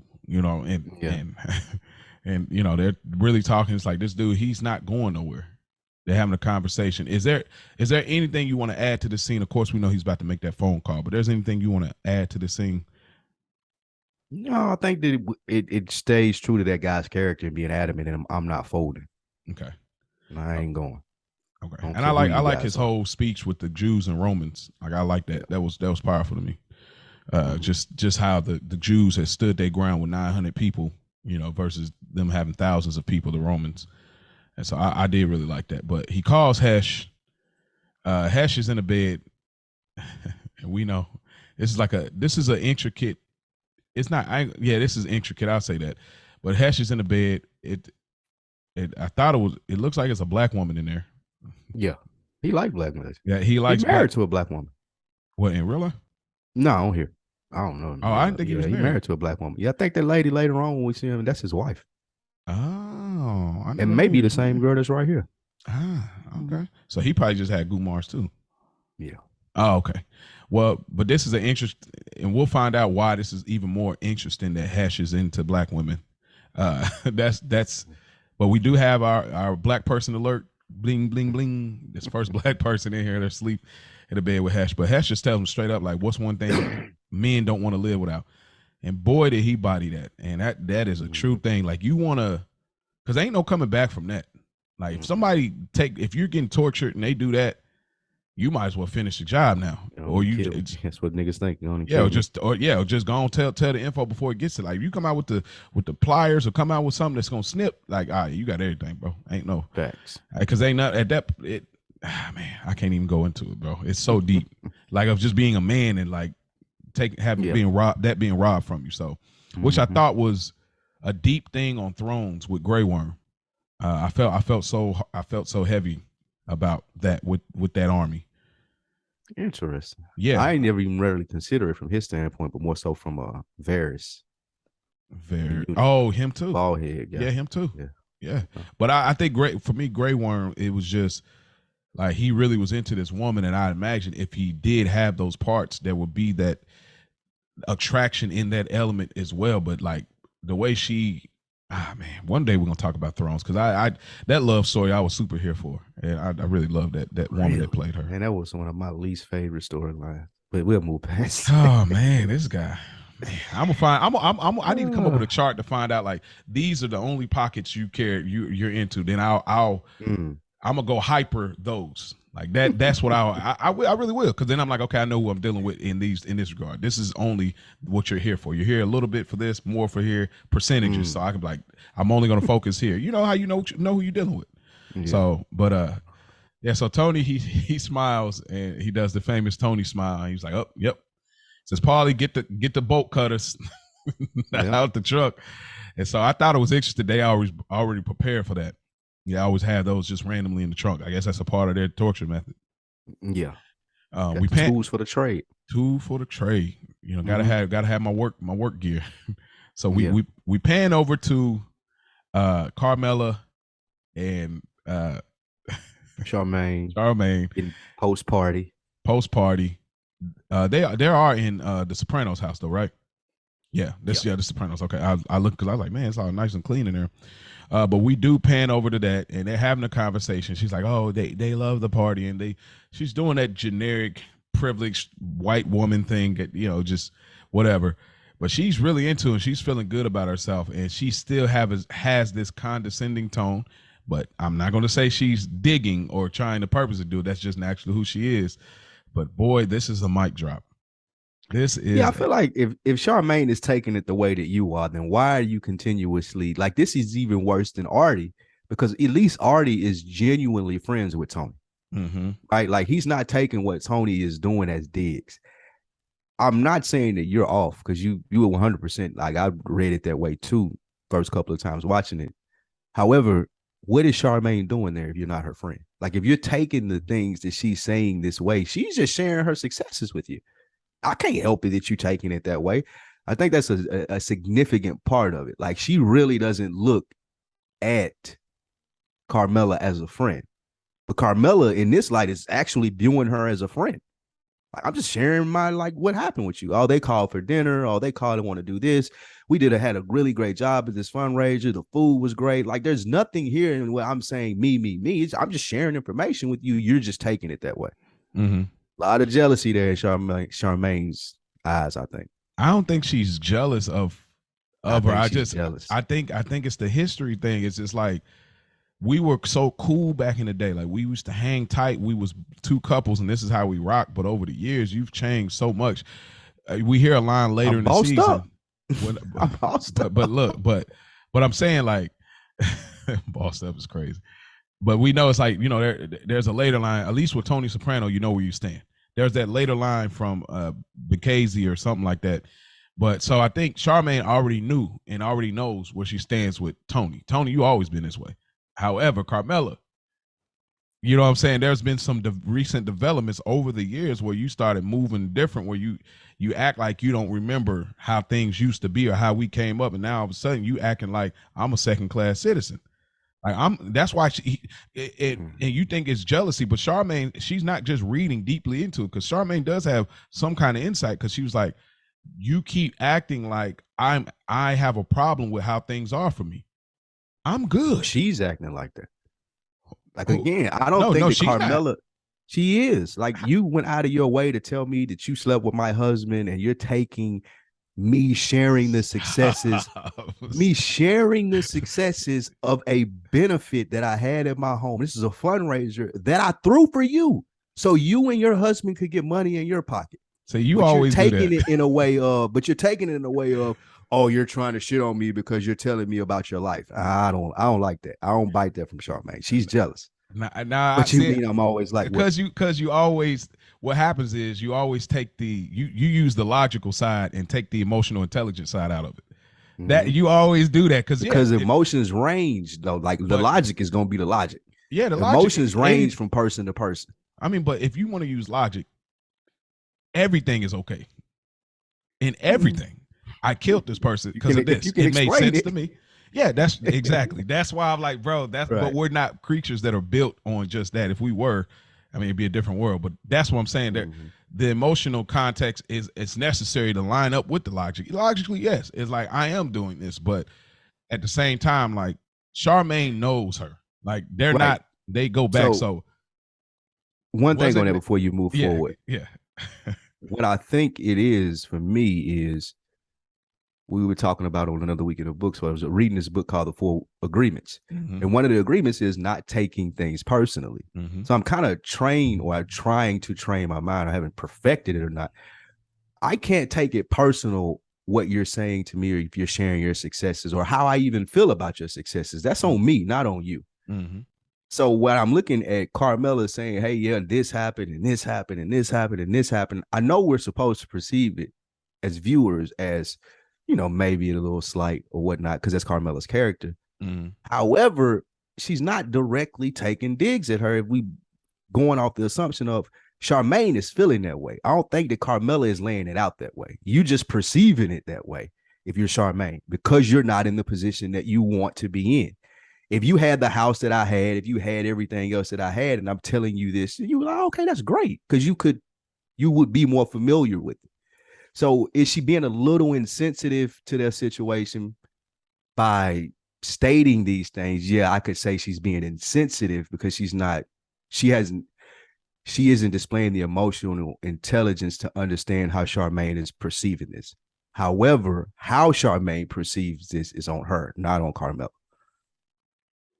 Well, but I think it's like, perceiving, but it's like, what you're doing. You know what I'm saying? Yeah, you could be genuine. Like, I don't think she does, bro. Two things could be true. Like, that's my whole thing. You're giving her a lot of credit for being malicious or manipulative, saying you know what you're doing. Well, I'm saying, like, okay, there's moments she's like, okay, all right, she looking out. She gave me the catering thing. But then there's moments it's like, okay, you doing a hand gesture. You know that it's like you're raising your hand up, doing it like, come here, when you could easily just walk over and be like, hey, can you come help me with something? Like I think it's a back and forth thing. Like there's some moments where I think Charmaine's like, okay, she's genuinely just trying to look out or trying to help or trying to compliment the house or whatever. And I think there's other moments where it's like, nah, you're doing something else. The reason I think she brings up the Tony Summer thing is because you keep acting like I'm not okay with where I am. I'm okay that our restaurant caught on fire. Her perceiving it that way.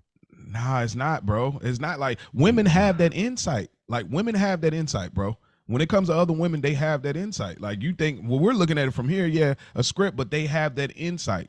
I've seen it so many times. I know you probably seen it too, where it's like, you'd be like, okay, you just making stuff up. She's like, I'm telling you, she's really feels this way, and then it comes out and get revealed. You be like, you was right. It was always like that. But that's a slippery, dangerous slope. We're gonna talk about triggers upcoming week on another week in the books. Yeah, that's one of it for me. When people try to tell me what I mean, when I've been very clear in what I said, I'm with you on that. No, I'm with you on that. And I think Carmela is being clear in what she's saying. However, the perception of, oh no, you're trying to say this or you're trying to do this. No, I didn't say that. I didn't do that. You just took it that way. Well, the problem is but in this world, the problem is people are not truthful. So that's the issue. Like, if you're right, and I can't wait to get there because I'm just like you in that way. So you know more than I do about myself, about what I was about to say and my intentions and what I'm doing. Totally here for, but nonetheless, regardless, she drops this big old bomb saying, "Hey, so it's super random too. Like, but again, to each his own as far as why she said that, but." She dropped this bomb saying, hey, that summer we was hanging out. Yeah, me and Tony slept together. And, it wasn't for me. Like, that's sick. Now, and she was digging for. She's being malicious. This is one of the reasons that I don't like this character, because Carmela never went out of her way purposely to be malicious. This is how Charmaine was perceiving it. So since I'm perceiving it this way, I'm going to go all the way nuclear bomb and blow this whole shit up and tell you that I slept with your husband. Like that, you were being malicious. you were responding to a way that someone made you feel when Carmela never went out of her way purposely, I don't think, to make Carmela never went out of her way to make Charmaine feel the way that Charmaine was intending Carmela to feel when she told her that information. And that ain't friendship. That's malicious. She's the one that's being malicious, in my opinion. I mean, yeah, but so, because it's like you could still be malicious and it be unintentional. Maybe because I don't agree with that, but okay, we'll talk a little bit more on that. Is malicious. That's the whole point of it. Well, I'm saying, bad intent. Okay, yes, malicious, bad intent, but the results of what your intent versus the results of what you're doing can still lead to the same destination.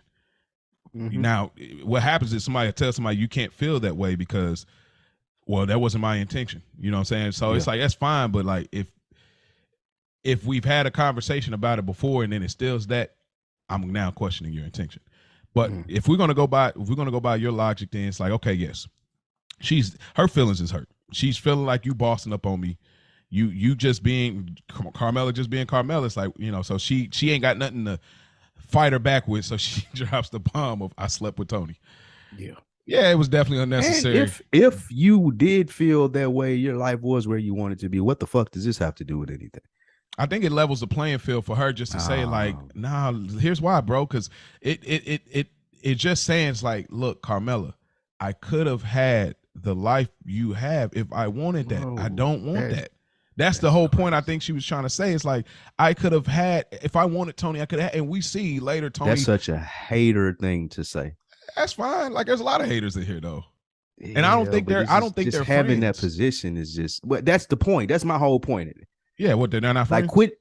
That's why I don't blame Carmela as much as I do Charmaine, because Charmaine is manipulating this relationship, gaining benefit from it when this isn't your friend. At least Artie views Tony as a friend. Yeah. At least Carmela is looking at Charmaine as a friend. Though it may be she's on a lower level than me, she's still sharing these experiences with her, trying to provide her opportunity as a friend, not being malicious. And you respond to me in this and saying, oh, I slept with your husband. That is trash. She looks at her like the help. Like, that's on her. Like, she how looks you at her as the help, you, not that's a friend. I ain't never called you to help. I never did that. All I did was provide you with opportunity. Yeah, and you respond to me and tell me, oh, I slept with your husband. That's nuts. Yeah, I mean, it is nuts, but she goes on and says, stop worrying about me. I made my choices. Regardless of the intent behind what she's saying, it wasn't necessary, but I do think it does, being a hater, whatever everybody feel about Charmaine, I think it does still speak to just saying, like, everybody got decisions to make in this world. Everybody, you know, you got to be okay with it. Like, and we'll find out, you know, later on, like, you know, and Tony confronts Carmela in a later episode I've spoke about too, where it's like things could have been different, and it's like, okay, but you made your choice. So I think this is one of those early seeds being sown. It's like, look, I made my choice. Like, I'm good with my brokenness. I'm good with my, you know, whatever. But my feelings was kind of hurt, so I did just drop a bomb for no reason. You know what I'm saying? But so I this is one of those scenes, and I've seen on some of the Instagram Soprano meme pages, like, they did a poster of I Know What You Did Last Summer. And they put like their faces in there, because I was like, I just love the deep gem. Anyway, and maybe you could break this down for me, bro, as we get ready to wrap here. Silvio and Tony, they go and talk with Slow-Mo. And what was the issue here? Like, I was so confused. Like, was he trying to like back out of he was trying to say that the son-in-law came to the realization on his own. And that, thank you guys for your help and what you tried to do, but he finally came to his senses and signed a paper, didn't have anything to do with you. And Tony's like, nah, bro, you got me fucked up. You already are in this relationship, ain't no backing out. Hence the guy saying, quoting his son, oh, I built the monster, because his son was telling him, bro, once you in this deal and you working with these guys, ain't no getting out, ain't no pulling away. Yeah. And the guy was trying to pull away and go back on his word and say, oh, well, you know, it really had more to do with just him realizing, you know, just coming to his senses versus what you guys did. You guys really didn't do nothing. So is it, like, do you think they're leaning into that stereotype, that cheapness? Yeah. Yes. Okay. They 100%. Okay. Because I was like, that stereotype of, you know, yes. them that the stereotype, like black people still do, Jewish stereotype is being cheap. You know what I'm saying? That's just a stereotype. It doesn't make it facts. But I was wondering if they've leaned on, but yeah, like he's walking a fine line, bro. That can get you murdered over here. Like you try to back out of a deal after the mob put the work in and we shook on it, that can get you murdered. Like I'm surprised that they handled him the way they did, but I'm like, man, this dude is bugging. Because when I seen it, I got mad with them. I'm like, bro, these mans was working this play the whole day, dude. Like, come on, bro. Talking about some, he came to the conclusion on his own. Man, get out of here, dude. We didn't build no monster. We shook on it, bro. Cheapo. All right. Anyway, oh man, we go back. We see Jackie. I know we long-winded here, y'all, but we go and see Jackie, and man, they really did an effort here. His hair looks terrible. He's got chemo. Get the chemo, yeah, and man, I just felt so bad for Jackie right here. So he's looking. It's like, bro, like when you're in pain and you dying, like he's dying, and like nothing matters right now. Like all he's doing is looking at this temperature because I imagine in that spot it's like it's just reaffirming that I am getting out of here. I'm not getting better. Like all I'm looking for is some little sign of hope. Maybe this temperature drop. Maybe I should call the nurse and they could, because at that point you're only looking for anything good you can grab onto, knowing that you're dying of cancer. You know what I'm saying? Yeah. Man, I just felt, boy, this was rough right here. Yeah, it starts to play in right here. Yeah, I think the realization of Tony that something's about to happen and this spot's about to, not the spot's about to be up. I'm about to lose my friend first of all, but things are changing around us. Yeah. So yeah, Tony go on. He's still doing the thing, and you're just having a conversation about dealing with the ZZ and and all a ZZ Top or whatever. You know what I'm saying? And he just tells him the conversation and how they got the money off. But he ain't thinking about that at all. Like that ain't even on his mind whatsoever. Right. He's calling the nurse. Kind of saddens Tony because Jackie is like, this uses the type of thing that he loves, talking about what they transgressions are and being in the mob. So it kind of saddens Tony. It's the end at the end thing again. It's just like, dang, this is the end of an era when anybody knows if you're grown, when you start losing, friends, or I've lost a friend. It's just like, wow, we at that age. Now, even though it doesn't matter, like it could be any time, but like when you get grown, you start losing closer people. It's like, wow, we really at a different time, So we pan over to, we don't have to spend a lot of time here. We pan over to Junior and Lydia. Look at me saying it too now. Olivia. Olivia Soprano. They're having this conversation, but Uncle Junior's definitely fishing. He needs his respect. He needed bad. Like he needed bad, like Jackie needed the nurse. I need to do something. She goes on and just basically says, in so many words, like when I first watched this, I never caught on to her, the innuendos of what she's saying. Like I didn't catch on to it. Now this is the first time I watched, and I completely knew what she was saying. She's like, oh, well, that's Tony's nephew. And so, and the other guy. Storm windows. Fix my storm windows one summer or something. Yeah, fix my storm windows one summer. And the other guy, I don't know. I don't know him. So that just speaks to the level of significance that they play. That's the nephew, so we can't kill him. This other guy, he's just this other guy. And so he said, you're a smart old, you're smart old lady. You know what I'm saying? And that's pretty much what he get from it.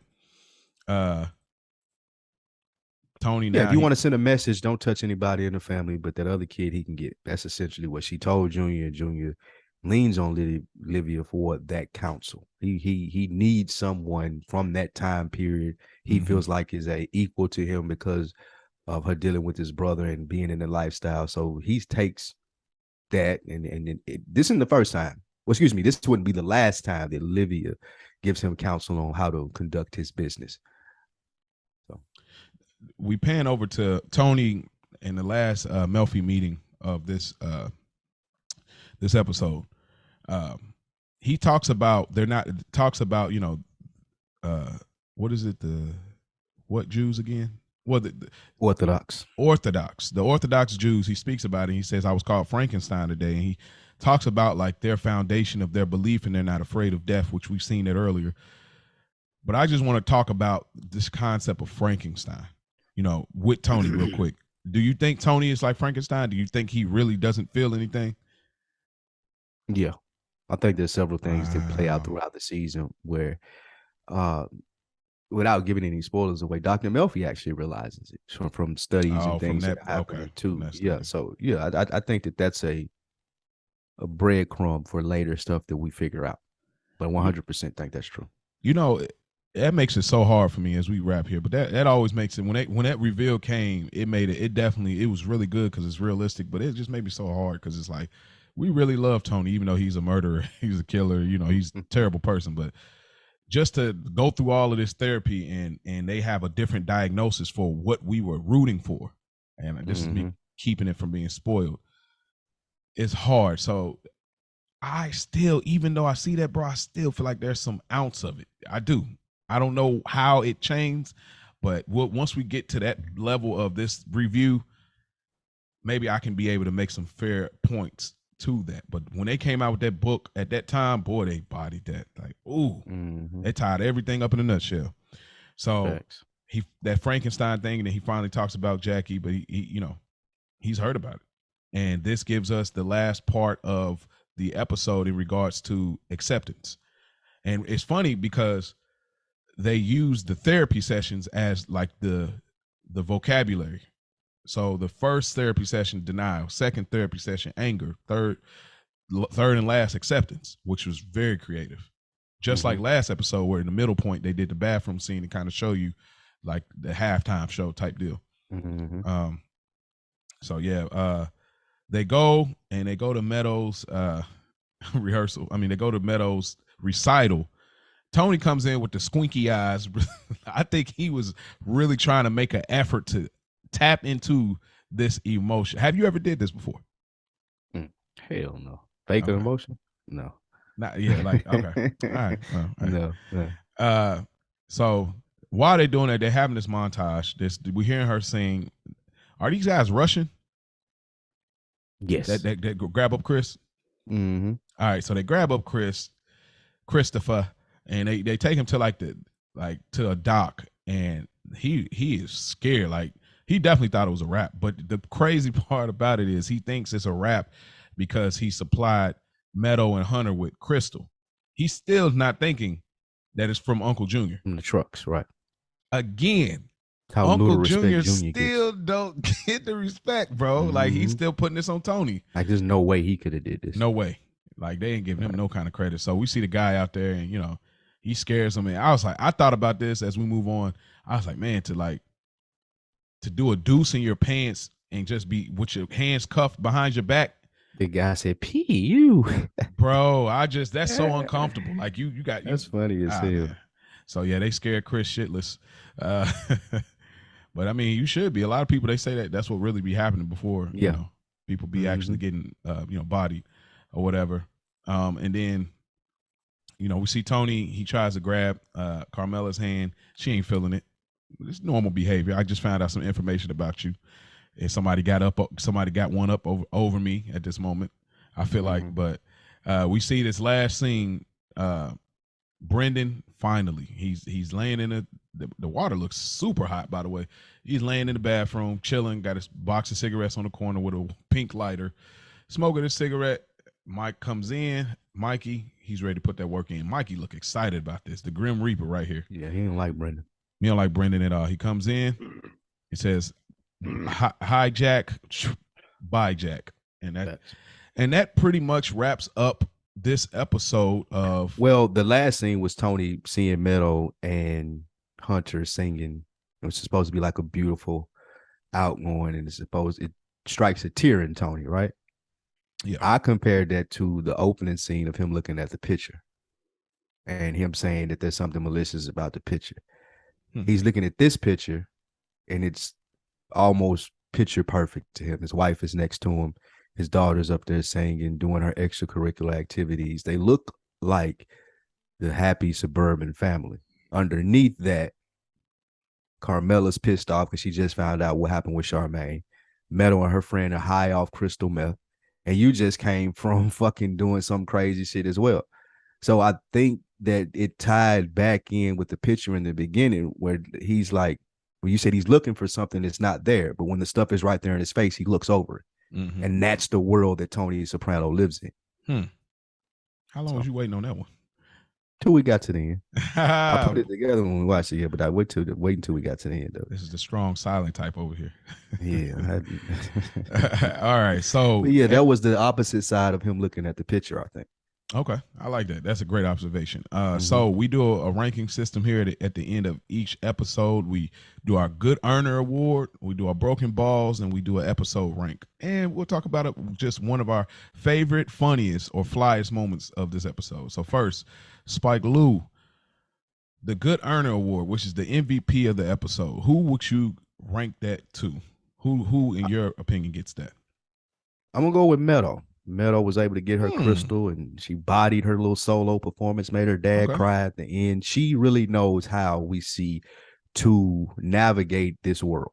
She knows where to get her scores from. She knows how to look at the model citizen. She knows just the buttons to push for people to get what she wants. So I would go with Meadow. Nice. Who you got? I'm gonna go with Melfi. I think that she was able to get things accomplished with Tony and got him to deal with. I can't remember what the 5 steps of grief. She got him to deal with 3 of them at least. I mean, maybe 5, but we just only got 3 on camera. But she never backed down, and she played a pivotal part in Tony's progression, and she didn't lose a client. That's a very big client. So I definitely give it to Melfi. Melfi definitely got the Good Earner Award. Broken Balls. Who took the biggest L, Spike? Brendan. He did. Took the death. Yeah, he's bullshitting his way through 3 episodes, and we finally got rid of him. So I'm gonna go with Brendan. Who you have? I want to say Brendan so bad. I'm gonna say Brendan, but really it's Uncle Junior because the respect he went through all this and still didn't get that. But I'm gonna still say Brendan. You're right. There's no bigger L than taking a death, so he definitely get the Broken Balls Award. All right, and lastly we got our episode rank. It's Made being untouchable, a good earner, which means it's pretty good, or just another envelope. It's cool. It's decent. How would you rank just another envelope for you? I'm gonna go good. Good earner. Good earner. Yeah, it's a big setup episode. Yeah, I'm gonna go Good Earner. Last week I said just another envelope. I really didn't like that episode. The cohesion just was very scattered for me. This felt a lot more cohesive, and I enjoyed watching this back a few times. But I ain't gonna say it's untouchable because, like you said, there's some setups there. But this is definitely a good earner. It's really good to me. So, do you have a favorite moment before we get out of here? That's a great question. My favorite moment was Artie and Tony. We very rarely get to see that side. I like that. Even though I'm not the most playful person in the world, that works for me. In an alternate universe, maybe. Yeah. My favorite moment, funny thing is Charmaine, Charmaine and Mrs. Soprano. The mic drop for me. Like, I know it's petty, it's whatever people want to feel it is, but I think that was like it's just a funny tidbit of information. Every time I seen her from that point, I always remember, them two had sex at one point. Like, that's always what runs through my mind. I think she's lying, to be honest with you. Really? Man, yeah, we'll get into that in another episode. Yeah, we're going to do a hot take thing at the end of the season. We got a lot of things we can kind of do. But this is, I was about to say, another week in the books. This is Good Earners reviewing Sopranos. Spike Lou, where can they find you at, brother? Check us out. I am Spike Lou on all social sites. Another week in the books every Friday. On Deck TV podcast show every Wednesday. And all the other platforms. Dead End Sports on Monday. Frames per second on Fridays, I believe. So it's up to get it in. And you guys can check out my other podcast. The one I have with him, of course, Another Week in the Books. But check out Roll, the audio drama series. Season 4 is coming here. I'm working and writing at the moment, but go check out those other 3 seasons. Also, you can find me on IG, _conceptual_Maurice Hunt 3. And if you guys want to hit us up on this show, y'all can hit us up on the IG, Good Earners Pod. And y'all can also email us, goodearnerpod@gmail.com. Good Earner, not a S, earnerpod@gmail.com. All right, thank y'all for listening. Forget about it. Cheers.